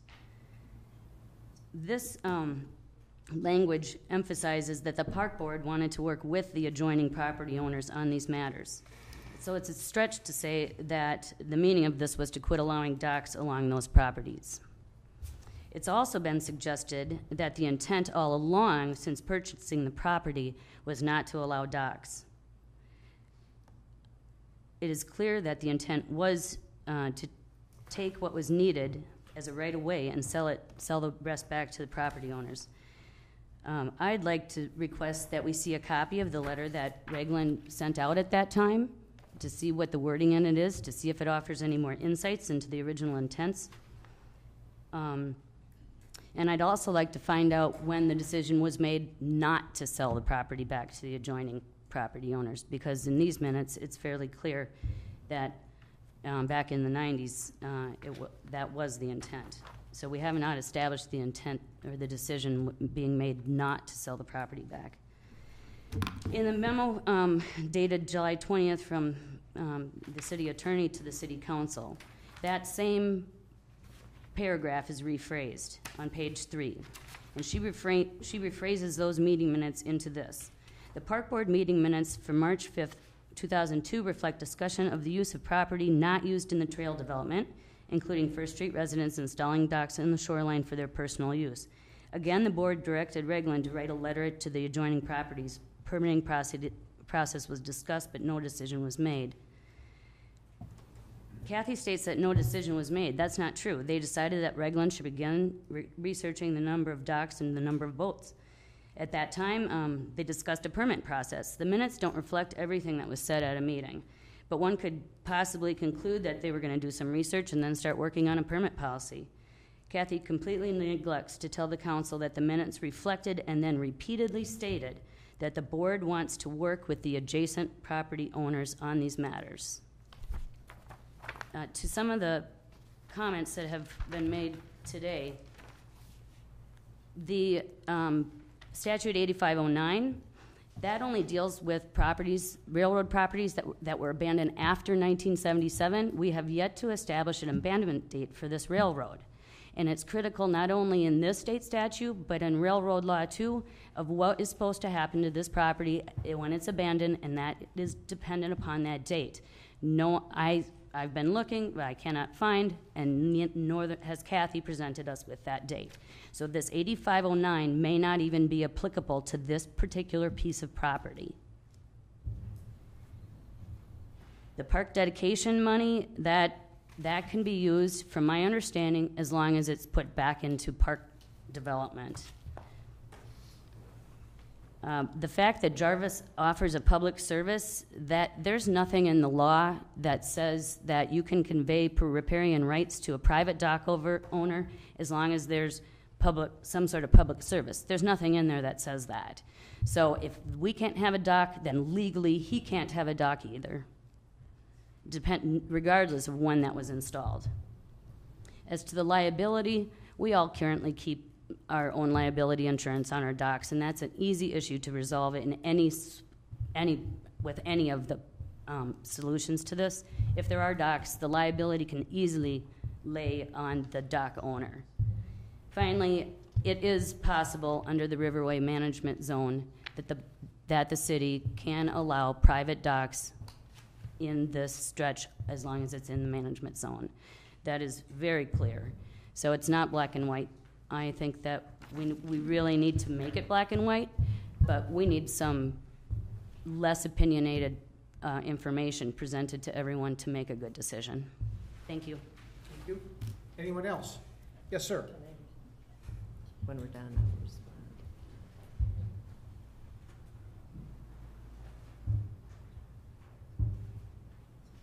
My name is Dean Hanson, 1001 First Street. Roxanne and I have been in touch with the state.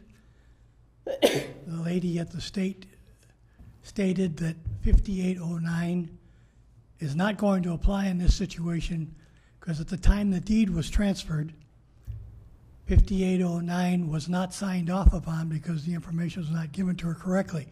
The city now has an improper deed, and until that deed is straightened out, then 5809 will be signed off. When 5809 is signed off, the state says that the city can do whatever it wants to with that property forever. State has no control, and no part of that statute stays with that property once the date is signed off. So very simply, 5809 is not going to apply. And so make any reference to 5809 because of parks or roads or institutions is immaterial. And state is waiting for the city attorney to give them a legal description so they can sign off. They've been trying to sign off since 1988. Thank you. Thank you. Anyone else? Catherine? Yes, thank you. With respect to the last comment, there is a title issue with respect to the property acquired in 1988. The city did, it was identified to the DOT back in 1990-something, and for some reason it was never followed up on. However, I have talked with this DOT person in charge of railroads, and she has stated, give us a legal description, we will prepare a release of our first right of acquisition, and then you can record it. I did not do that yet because I wanted to have this meeting and get some direction from the council on what it wants to do. But it's strictly a title issue. It does not give abutting property owners any additional or any right in the property. This is riparian property that the city has owned since 1988. And it's a misnomer, first of all, to be saying sell it back to the city. It was never owned by the abutting property owners. It was purchased from the railroad. So under the statute 85.09, the DOT has the first right of acquisition.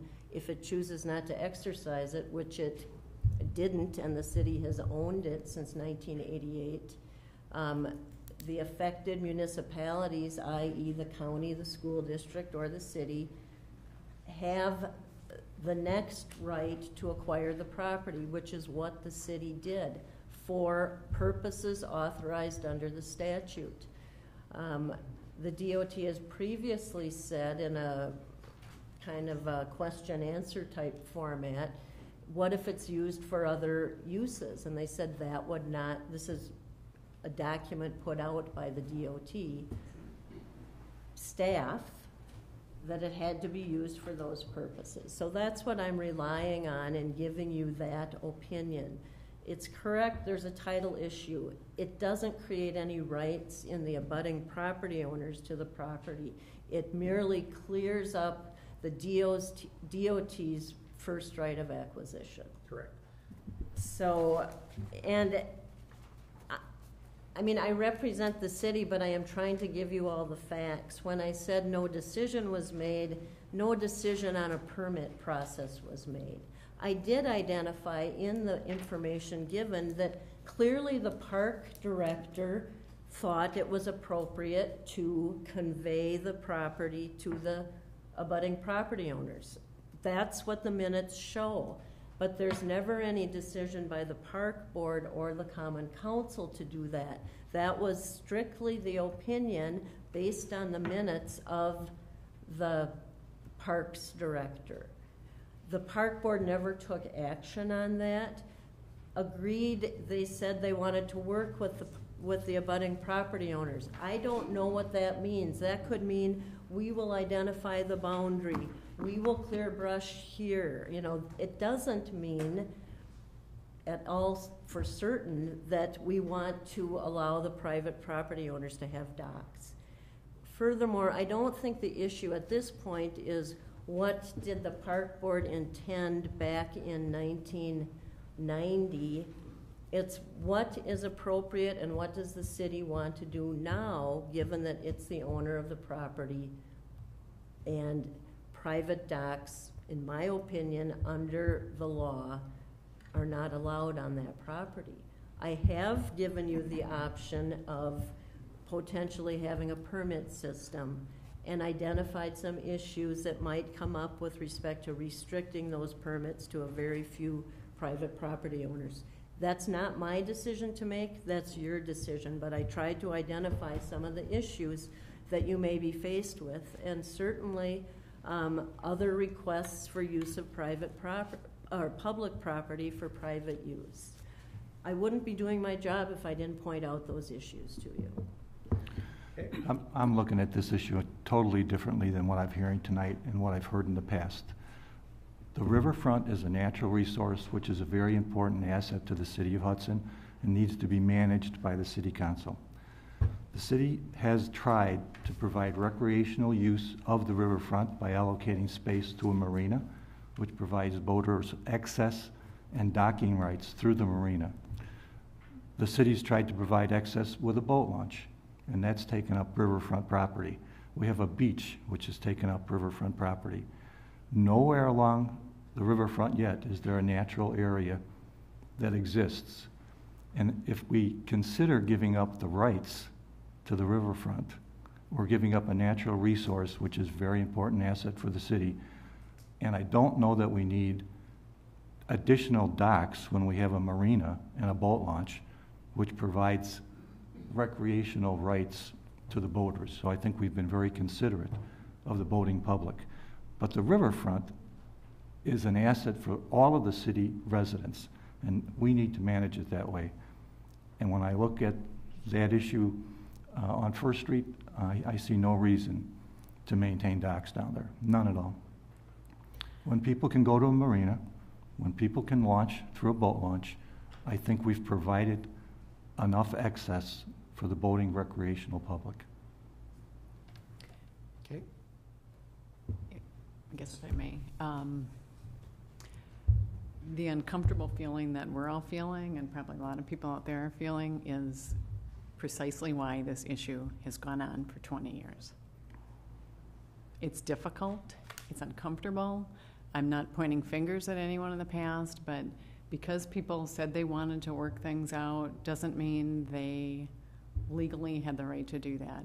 If for some reason our police department decided they wanted to stop enforcing, speeding laws, which we hope they don't do, that doesn't mean that a month from now they can't start enforcing them. We're just at a point where the rubber's hitting the road and we need to decide which way we're going to go. I can't defend private docks on public land. I can't, I don't think there's legal grounds that we can stand on. But on the other hand, I don't think people who bought homes down on First Street bought homes thinking they were going to be public docks in their backyard either. To me, that would not be a desirable situation for them to have, the public coming and using docks behind their house when that's not what they were, not what they bought. If someone could show me where their deeds gave them rights to the water, gave them right to the shoreline, I would like to see it. I think the city's asked for it. We haven't seen it. I just don't feel like, as a representative of the city, I would be doing what's legally wise. I don't think it's a defensible position. And I've poured through all of this, and like I said, we're uncomfortable because it's just unpleasant. It hasn't been handled in the past. That doesn't mean that we can't handle it now. We all know that there's an option to remove the docks. That's clear cut. But I still think there's a lot of questions out there regarding permitting, regarding sale of land.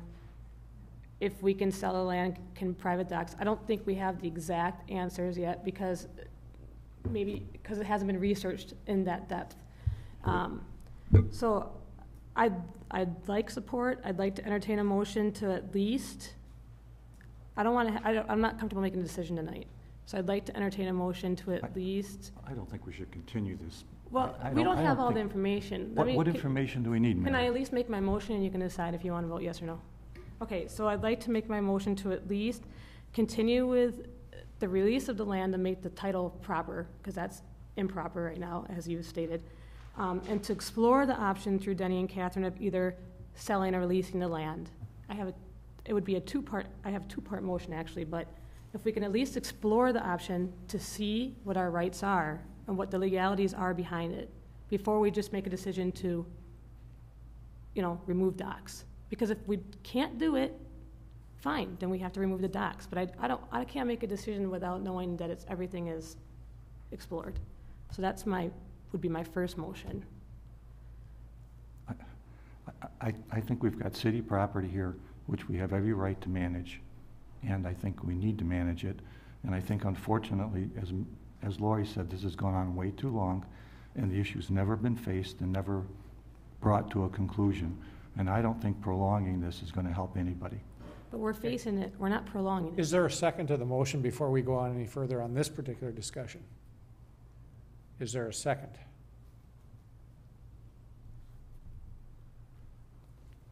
Okay. Motion dies for lack of a second. Question I have for Catherine, and I just want this. You're telling us legally we cannot lease a private dock on public property? It's either a yes or no. I'm- I mean, I'm serious about that. I mean, Obviously, we have a lease with Jarvis. Right. The city has a lease. right, So, I mean, there is a lease that exists. I believe it's enforceable. I believe it's valid. Okay. I was asked to address this situation. I don't believe in this situation on the riverfront property. I believe you can, if you want to have permits, you can have permits. They have to be city-owned docks, city-maintained docks, and they can only be for 2 years. so where's that at? Is there? That is in the administrative regulations. Well, the statute prohibits anyone but riparian owners. The way it's set up is only riparian owners have the authority to install docks.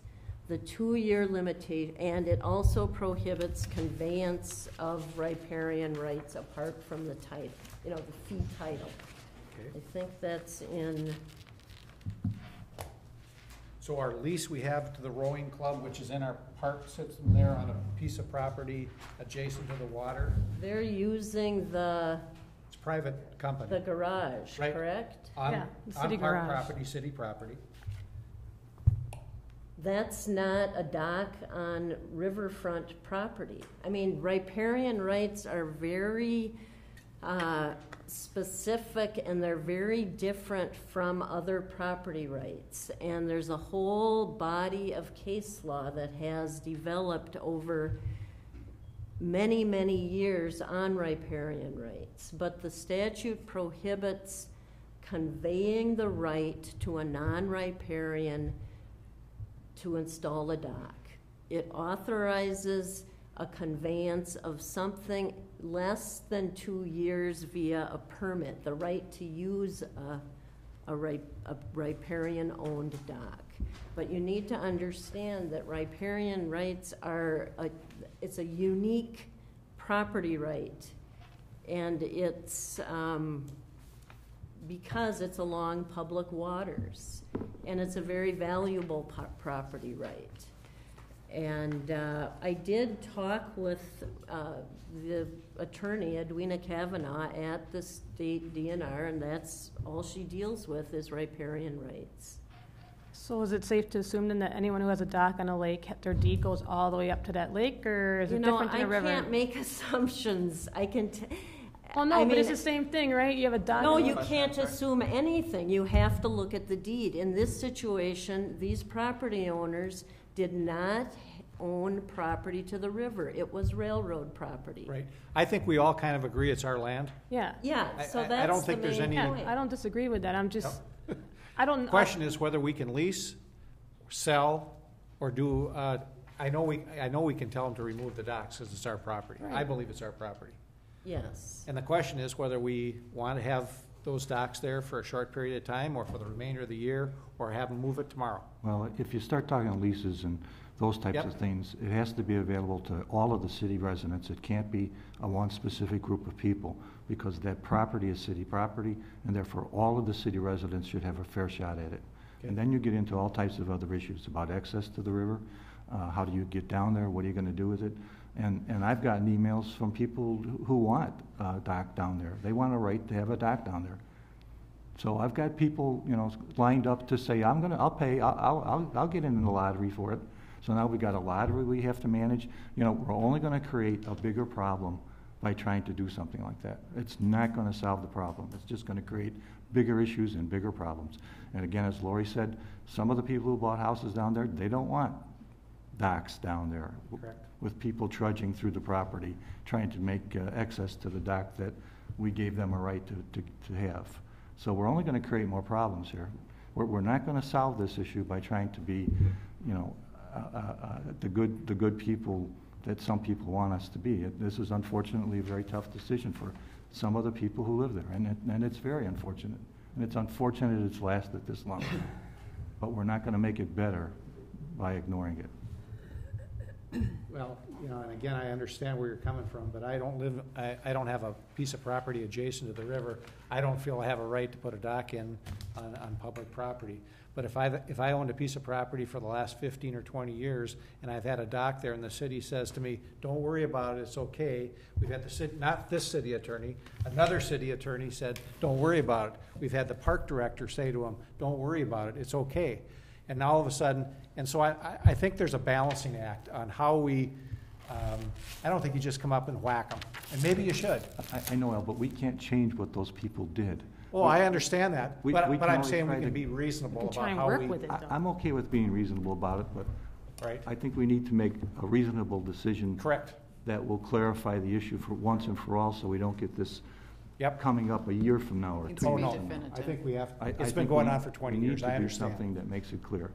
So, I mean, and if that's the case, I'm gonna make a motion that the docks be removed by October 1st of this year, and that docks are not permitted on that property. Okay, And the current docks are removed by October 1st. And that would be my motion. okay, now we better get in a second before we try and discuss that. Is there a second to that motion? I'll second the motion. Went a long time without a second, I thought. You know what kills me about that motion? Okay. Is this has been going on for 20 years. We've been a council together for 6 months. We can't give it one more month or one more meeting to get proper information to make a proper decision. We just lose all patience because I don't have all the information. I don't know whether There's possibilities that we can permit without doing a lottery system. There's maybe a possibility we could sell the land as a whole piece. I don't know. I don't have information how much the land's even worth. Do you think it's fair to permit without a lottery system, because all these people are paying I'm taxes? saying there's a possibility. I'm not saying we do it. I won't agree to a permit without a lottery Is it system. fair I to think the that's city- ridiculous as well. Is it fair to the city of Hudson residents who pay taxes, who also own that land with everybody else? Is that a fair way to Yeah, do no, this? I think that sucks what's happening. I'm not saying that. But what I'm saying is that if I bought a house 15 years ago, maybe it should be my responsibility to know if a dock goes there or not. But when you have a real estate agent who's advertising the house saying dock included, I'm going to assume that that's right. As a normal Joe, I guess as a normal person, I would say, oh, if there's a sign that says dock included, must be included. I guess I wouldn't think to look any farther. And maybe that's what happened in the past. All I'm saying is that 20 years, fine. We can at least have all the information in front of us to make an informed vote. If you bought a house, if you bought a house with a forest behind it, would you make an assumption you owned the forest? No, I paid $10,000 for the trees behind my house. I get that. But I mean, there's an analogy that if you lived behind a forest, would you assume you owned the forest? Just because the forest is there? Are you going to make that assumption? That's not what I'm saying. What I'm saying is that when similar, real just 'cause estate the agents river- advertise that it comes with a dock, then yes, I would make So what that if the assumption. real estate advertised that you own 100 acres of forest behind you? And you're not going to check that? You're going to assume you own those? No, but if my house is next to a river and it says I own a dock, I guess I right. would assume it. I think, Rich, to answer your question about being fair to the other taxpayers, I think one of the things that we're talking about is that we're going to rent that spot. We're going to generate money for that use of that dock. Or that was one of the options we're talking about. Whether or not we can do it or not, we're still. Well, a permit fee, Yes. I mean, the policy issue that you need, I don't think there's any more information to be provided on the policy issue of a permit system. Are you going to grant permits to a narrow or a few number of people who have had docks for use on public land? Or if you decide you want docks down there or some type of access to docks, or are you going to have a lottery system? There aren't any legal issues on that. That's a public policy issue on how do you want as a city to use that land. Is there anyone here that wants to have a lottery and have public docks? No. Is there any of our group does? No, but No, I'm very uncomfortable with permitting because the bulk of what I've heard is if they get docks, I want a dock. I Right. don't care what street they live on. Yeah. And some of it might be sarcasm, but they're making a point that Okay. What's that? I don't want to muddy the waters anymore, but if you decide to have a lottery system and you have it narrowly tailored, the public trust doctrine is more than likely going to come into play very easily, and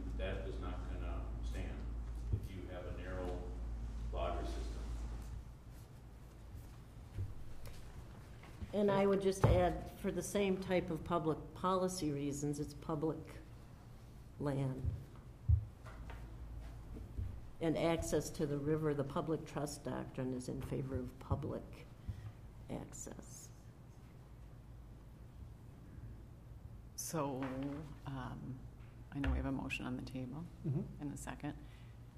I mean, is there any interest from, I don't know if this is the appropriate time, is there any interest from this group in, if people aren't interested in a lottery, opening up to the whole city, are people interested in leasing publicly owned docks to just the private property owners down on First Street? No. Okay. One more time. What was the Is comment? the group interested in leasing It'd be a city-owned? permit fee. Permitting city-owned docks strictly to homeowners on First Street? Oh, strictly to them? Yeah. Without a lottery system? Right. Yeah. Yeah, Because I heard there's not interest in a lottery, and now I'm asking, is there interest in permitting narrowly just to the homeowners?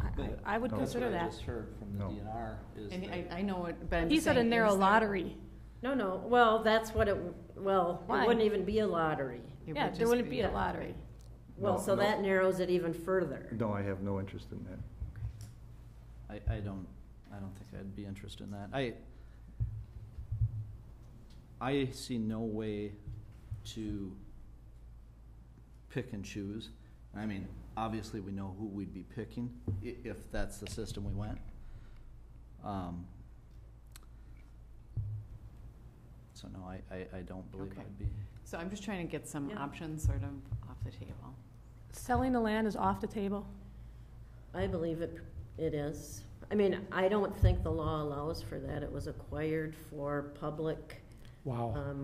Even if we get the title squared away and, Well, the title squared away is to provide the legal description to the Wisconsin DOT, and they will execute a release of their first right of acquisition, and the city owns the land. It just clears title so that it just says the Wisconsin DOT has no interest in the land. and this is all because it lies on a river.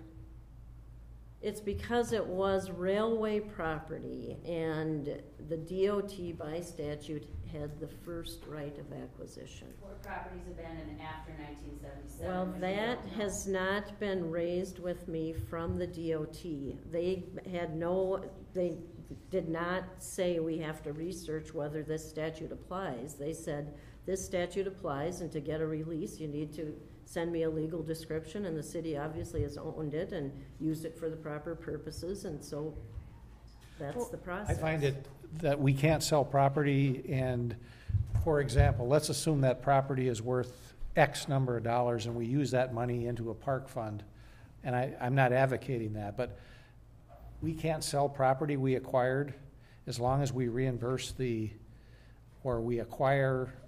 I find that amazing that we wouldn't be able to. Well, it's riparian. Correct. Rights, it's along a public waterway. Those are very unique types of rights. I can't say I've researched every nook and cranny Okay. of that. I did want to wait for something like that if there was an interest in selling, but believe me, it's very doubtful that you would ever be able to acquire those rights back, and they're significant. I understand that, but the question is, we have no right to sell, or we do have a right to sell. Based on what I've looked at in the law, I have not looked at when the railroad right-of-way was considered to be officially abandoned. The Wisconsin DOT themselves said this comes under 85.09. I did not question them on that. Okay. I think this, Right within 8509, I'm looking for it, but don't have it with me, that it says that this statute applies to all abandoned railroad properties abandoned after 1977. It says it right within. But it doesn't give you a date. There's nothing that says when this particular right-of-way was abandoned. The city went through this process in 1990 in acquiring the property. Wisconsin DOT gave released their first right of acquisition with respect to other property, the city, railroad property the city was interested in. So I guess all I can tell you is that they have considered this property to be under 85.09. Okay.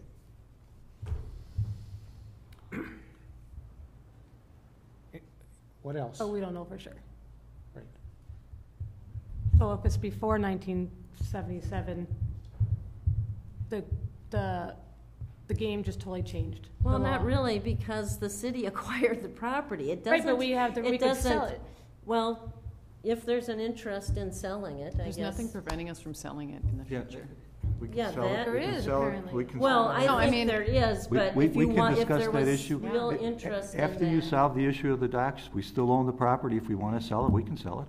That Why doesn't wouldn't we- stop us from selling the property. Why wouldn't we consider that now? Because we're at a point where we're gonna tell people to remove docks, but Well, yet, maybe next year we might wanna sell you the property, and then you can go ahead and deal with all your docks again. I mean, I can be very honest with backwards. you. I have no interest in selling a natural resource for the city to protect.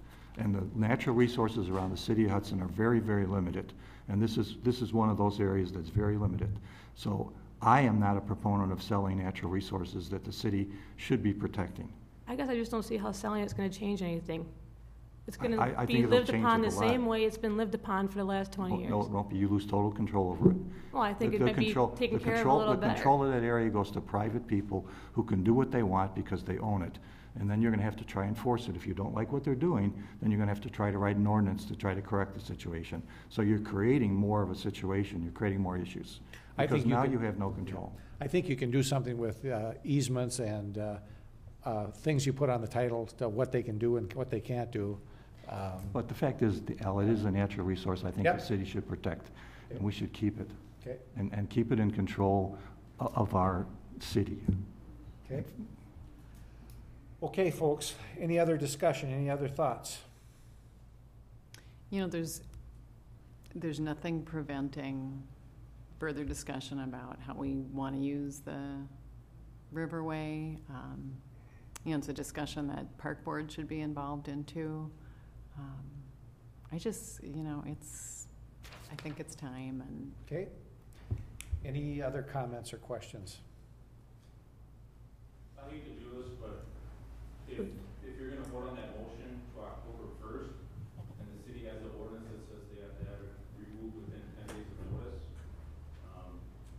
to allow these people to potentially have a dock out there for another summer, when the city, what sounds like understands that it's city property, and those docks cannot be there, that timeline should be. Unless we give them permission. We can give them permission for the rest of the summer. Thank you. If the docks are illegal. Thank you. The DNR Thank you. can come in. Thank you. We have a motion on the floor and a second. I think this is, if I just may say one more Sure. thing, this is while some may not view it this way, it's an example of us trying to be reasonable and not ask them to get them out in 10 days, but to enforce what is a city ordinance. So I think I think it's a reasonable compromise. All those in favor of the motion signify by saying aye. Aye. Opposed? No.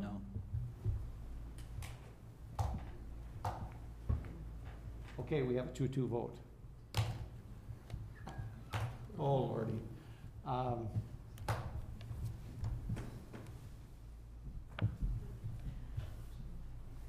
I'm not going to vote on it, so the motion fails. Okay, Kurt, why do So you? we're gonna let the docks remain. Well, I want to know what Kurt's thinking, because he voted no on both, so, I voted no on what? both motions, so. You obviously have an idea in your head. Well, I mean, I'm the only, I see two options. And I mean, I'm leaning towards agreeing with Rich that this is a natural resource that most cities would die for. And we're talking about giving it up. But that is, in my mind, the other option is to sell it and retain easement rights. So I guess I would like to hear more about the possibility of sale. If you make that a motion, I'll second it.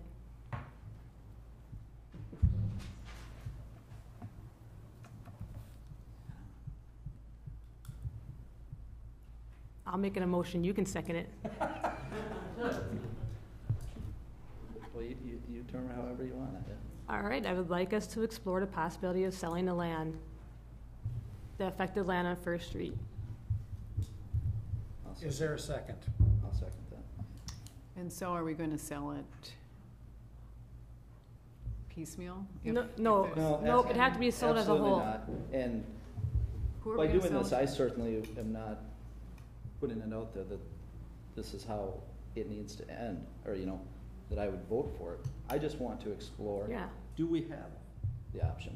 Because we're hearing two different things right now. I just want to be very certain that we know black from white. Exactly, I just want everything clarified. And I think what Rich and I are saying is, even if we can sell it, we don't want to, and so it's sort of a moot point. I have no interest in selling it. I think it goes, selling park property actually goes against park ordinances, city ordinances, and the park board regulations. Something to consider there, that our park plan for the outdoor rec plan that really doesn't approve of selling parkland. So that's something to be checked into also. Again, something to be looked into. I mean, I'm not certain in the reallys and the possibilities. I'm certain we cannot do this or we can do this before I make a decision. I don't think that's too much to ask. Would you consider amending your motion to include the right of lease? Well, that was my first motion, wasn't it? Yep. Sale or lease? If it's gonna get a second, Well, what are I would we withdraw talk- my second. I am so not, then no, because it's not gonna get a not in second. favor of a lease whatsoever.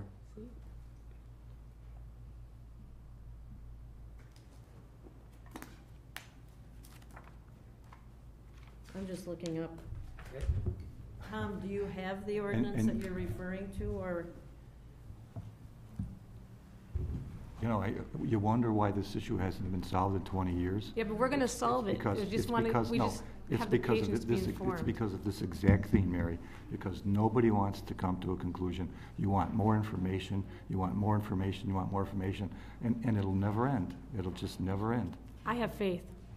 But you've got a lot more faith than I do, and I have patience. But when I see that it's taken 20 years to get to this point, you're looking at taking another 20 years because we're going to do the same thing all the other city councils did.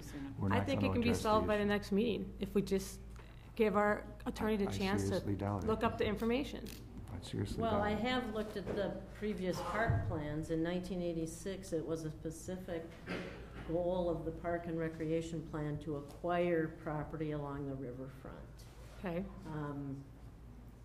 I've got the current park plan. I don't know. So is that property technically parkland, or is it just? It's parkland. Yeah, it was bought with park. Oh, yes, it was bought with park funds, that's Yeah. correct, yeah. And that was in furtherance of a stated goal to acquire. So, I just have a simple question. Why would we sell it? I'm not saying that that's where I want it to go, but I want to make sure that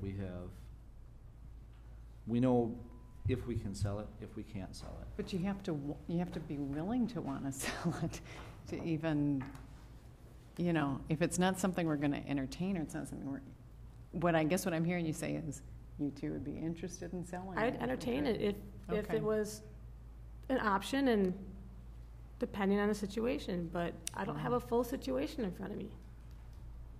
I may say I don't like the option of selling it after I hear everything, but I don't think it's fair to just. The only reason you'd sell it is to get the money for it. There's no other reason to sell it.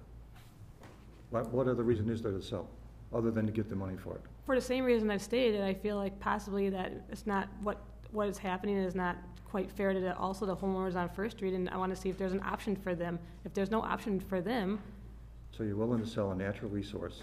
I don't think we're selling, I don't look at it that way. It's the same situation as it would be now. People still can canoe in there. The rowing club still has access. There's a whole access for people still. It's still a bay. People can do whatever they want. I don't believe the rowing club would have access anymore. They already do have access. You wouldn't sell that part. That part would still be with us. That's at the very end. I heard the whole thing was going to be sold. Whatever's adjacent to the homeowners. The land adjacent to the homeowners. It's only a few. It's not very home. many. Yeah, it's exactly. It's like 2 blocks. And this is based on the minutes.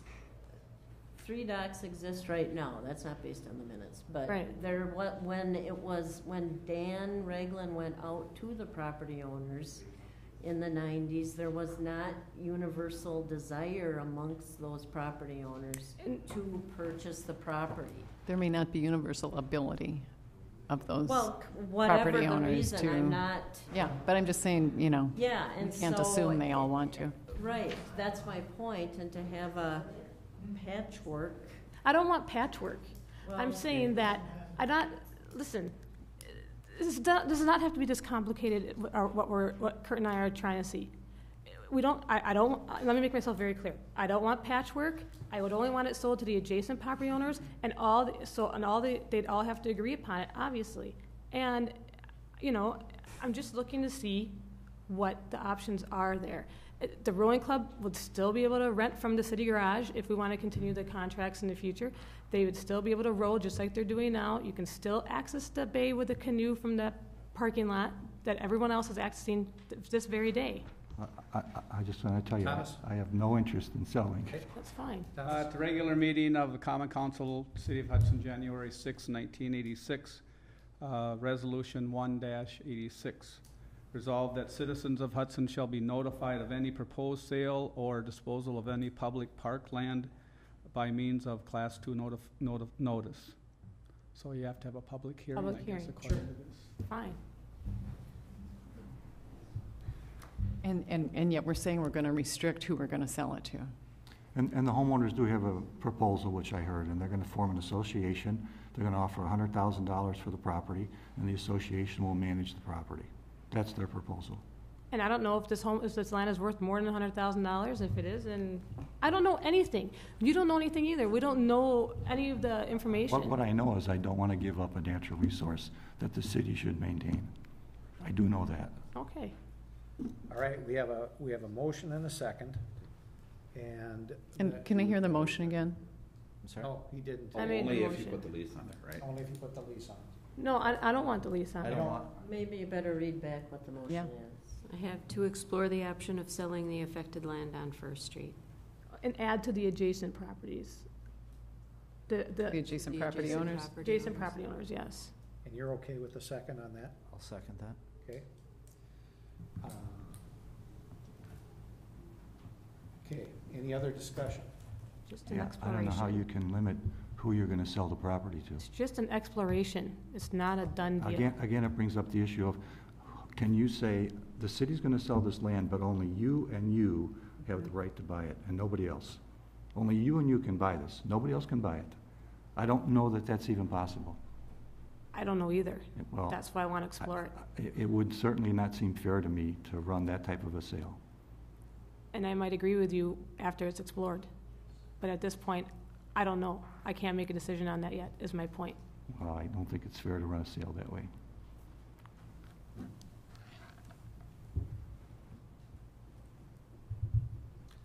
Okay. All in favor? Signify by saying aye. Aye. Opposed? No. I will vote yes, but it will be at the next meeting. I am not going to be at that meeting, and I would ask, My term ends respectfully ask that you put it on the following meeting because it's a lot of material to digest. Would be the 20th? Yes, I will be here at that meeting. Okay.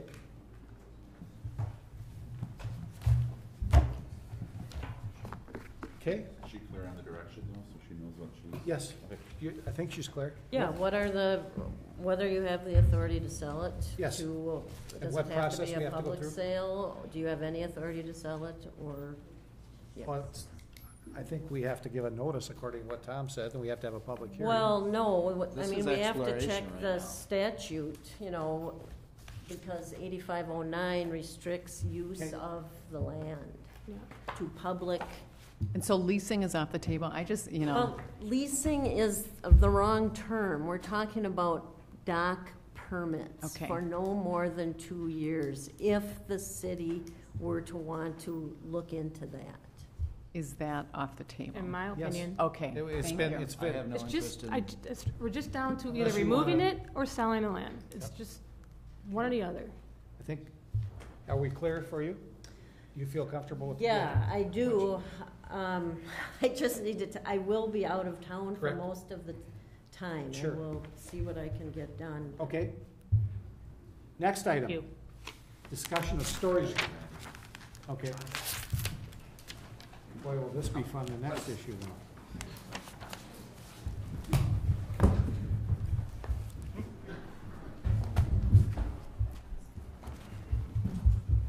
Next issue, everybody's back. Discussion of storage of dinghies on Dyke Road.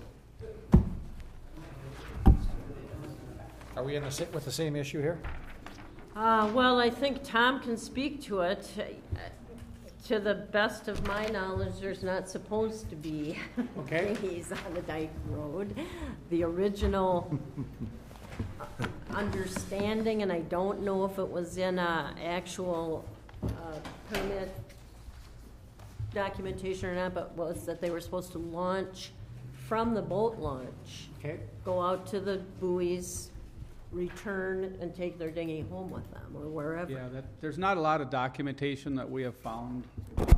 We do have the boat mooring policy, which doesn't address the dinghies at all. From what I understand, that originally, that's the way it was started, was that the people launched at the boat launch. Over the years, people started putting their smaller boats on the dike and tying them up to trees or whatever. So that's basically all the information that I have on it, so. Except to the extent that there's, in 181, I mean, this, I guess, is park property. It was a former road, so that's why I say I'm not totally clear, but it's managed, I believe, by the park now, the Dyke Road, and the mooring. So you've got the ordinances on parking boats, prohibiting that on city land and for more than 4 hours, and these clearly are tied up on city land for more than 4 hours. It's a bike rack. That's what it is. Well, they're on the, I mean, when I've walked the Dyke Road, there's along the sides pulled up on the rocks, which is very, not the easiest place to walk or, pull up a boat. So there's issues on that. I know we have, discussed stairways down to the, the shoreline several times, but one of the last designs that we have talks about having a spot where we could tie them up to the stairs, which would make it a little neater, possibly. I just have worries about that liability-wise. A stairway's almost inviting people to walk down there. I mean, this is not a legal opinion, except that the reality is kids are gonna be on there, people fish off them. I mean, that was my only comment on that, is that I think it's not the best place to have a stairway. Thoughts and comments from council people? It's the only mooring field on the St. Navigable Lower St. Croix Riverway. I'm sure that those people would appreciate some accommodation. I don't know, they fish down there anyway. I see a lot of people climbing down there. They fish on the end of the dike, so, I guess, and I don't know what they pay, but. They don't, for the dinghies? For the dinghy storage, no, they don't. Other cities I've lived in that had sailboat clubs and sail mooring had boathouses where you could store your boats, and things worked that way. We do not have that, so where's the provision for dinghies? We don't have one. It appears that, reading that lease. So, but they used to use the boat launch. Right. That's what I understand. And how long ago was that? 20 years? More than that. More than that. Sarcasm noted. What? Yeah, we have a habit of not writing What things down. changed that they started tying boats up to trees and the Dyke Road? That's you know. As far as I remember, they've been tied up to the trees, and when the water gets high, they tie them to the concrete curbing up on top and chain them. And some people have driven posts in, they've cemented things. Where's this issue coming from? Because at one point, the park board's been okay with it for how long? The park I do not board's- know who put this on the issue. Hold on. The park board decided that, well, let's build these guys some stairs. They're paid for. No different than the previous issue. Now are we allowing this? I think it came, well, I think it came to light in regard to our ordinance that says you can't have a boat on public property. We have an ordinance against it. And we have nothing that says that you can have a boat there. Well, So we have 30-some boats chained, Right. brought in with picnic tables that have been gone there. We've had one individual use concrete and install a winch on the property. So I guess the issue is, I think we need to be consistent on My how we do question though is there a policy, there's nothing in the lease or the money they pay that says they can have their dinghy on that public That's correct. property? based on what we have here that Tom provided us.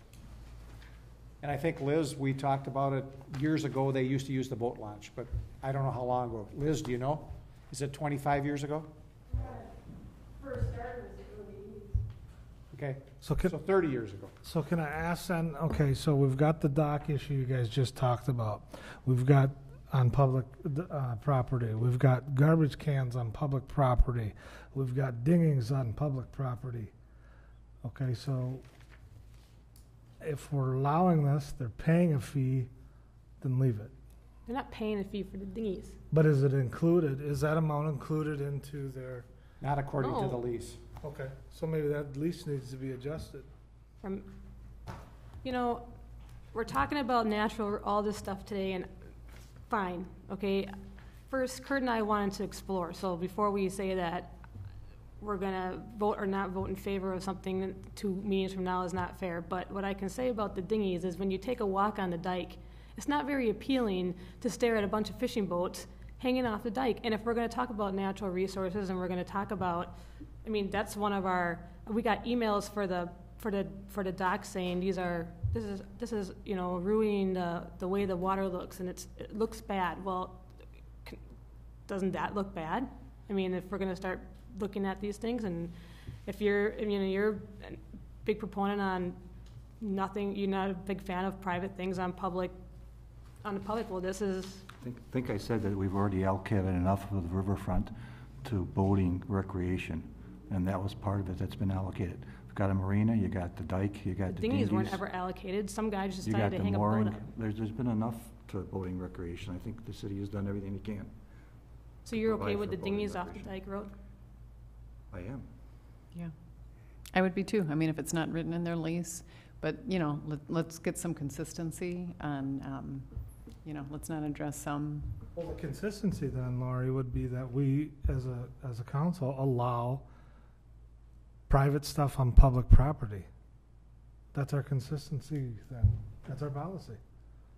I have no idea where you're going with that, so I'll just. Well, the policy, just let me say, the policy as expressed in the ordinance is not that. It's been developed by inaction. I mean, it's been the practice, just a but habit that certainly was not the formed. policy, right. So I think the effort was, it came up with respect to the docks, and the effort is to be consistent on use of public property. So they pay a mooring fee, but they don't pay any launch fees because they just untie their string from a tree and boat out there. I think, and this is based on, to be honest, conversations with Liz, I'm sorry to have to, but she's got the history in terms of both the records and being around, that the launch fee was, they did not have to pay a launch fee because it was included in their mooring fee. So that was the benefit. Okay. I think the reality is it was a long way to row. And so this other de facto system started pulling up the boats, dinghies on the dike road, you know? Well, what's it hurting, you know? Visually, we'll tell them to clean it up. Let's use some common sense here. We're going to legislate everything? So the answer is, if he can have a boat there, I should be able to put my boat there. Right? I mean, if That's the rationale you're using at First Street. If you pay the mooring fee. But I can't get a mooring fee. They're not tied at all, And the dinghy fee is not included. It Two doesn't totally give a different right in the situations. contract that they have. But it's another one of those things that hasn't been addressed, and it's understood that the dinghies can be parked there because it's part of the mooring fee. It's understood. That's what we've done for 20 and 30 years. It's understood. That's what we Okay. do. And what we're trying to do is I we're don't trying think to. that's been done for 20 or 30 years. Oh, they've been there. Well, I don't know. That part I don't know. But I think you want to have something that makes good sense for the public parks across the board. As So you feel situations are similar, you treat them similarly. Yeah, let's address the dinghy issue after we get the dock issue straightened. That would be my thought. Okay, is that a motion? Yes. Is there a second to that motion? I'll second. Okay. Any other discussion? Okay, all in favor of the motion, signify by saying aye. Aye. Opposed? Motion carries. Thank you. Next issue, 2012 overlay project special assessments for curb, gutter, and alley improvements, preliminary resolution 11-12. Move to suspend the rules. Just so everybody's aware, there is an updated one on your table tonight. with Okay, changes thank you. for verbiage. I'm sorry, Randy.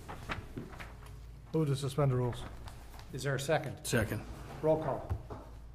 Bernard, Yes. Morset, Yes. Yakub, Yes. Haggett, Yes. Vanslo. Yes. Tewinkle. Yes. Okay, Move to approve resolution 11-12. is there a second? Second. All those in favor? Aye. Motion carries. Special assessments for 2012 sidewalk, curb, gutter, and replacement, preliminary resolution 12-12. Move to suspend.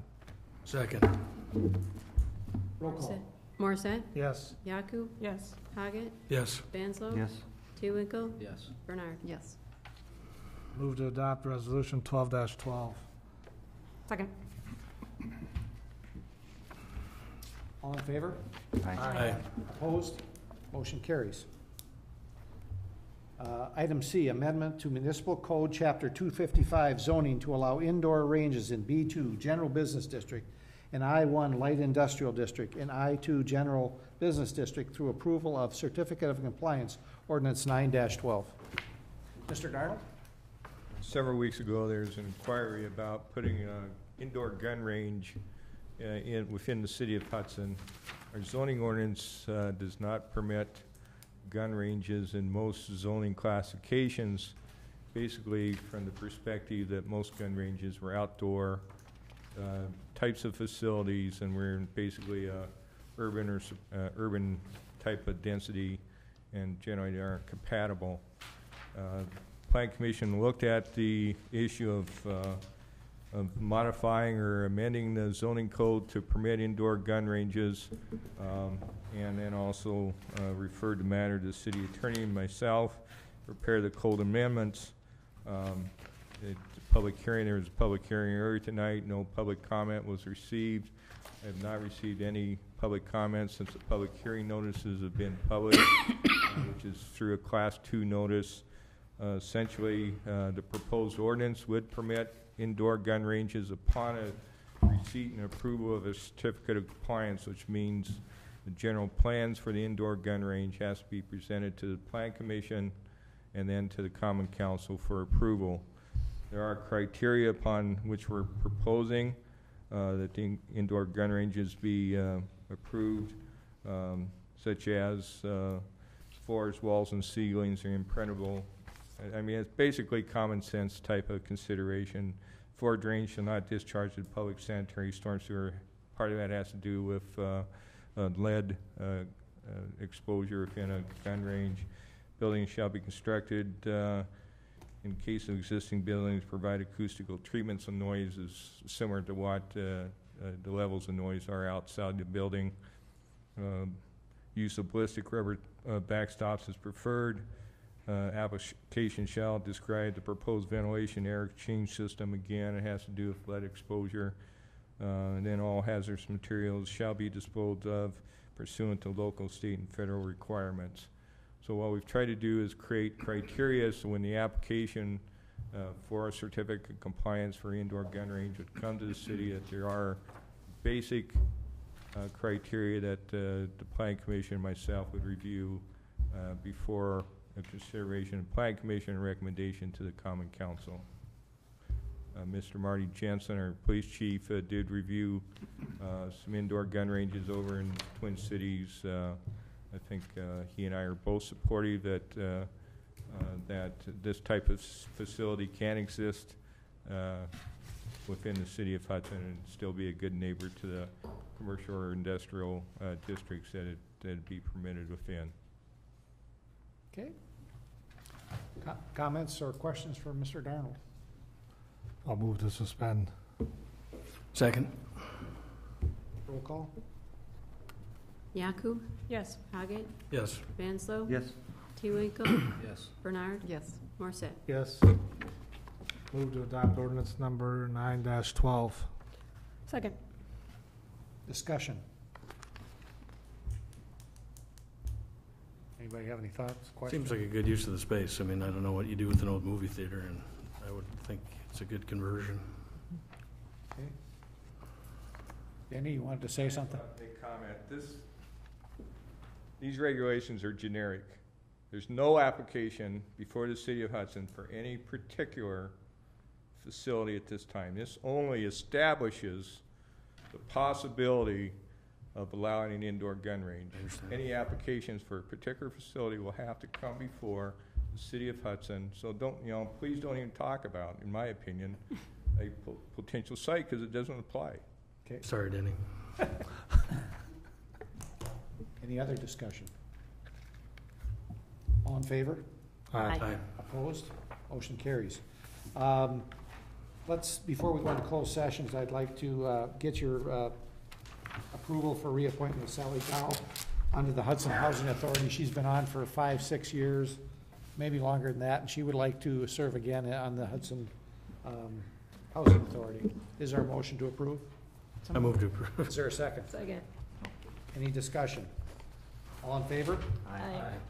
Communications from the city attorney, city administrator, any older persons?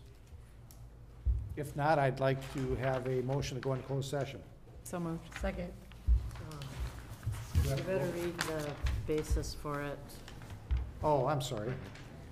I've got it right here. And the closed session is pursuant to 19-85-1, C, Wisconsin states to reappoint and compensate the EMS chief position and emergency government coordinator. Tewinkle? Yes. Bernard? Yes. Morset? Yes. Yaku? Yes. Haggett? Yes. Vanslo? Yes. Okay.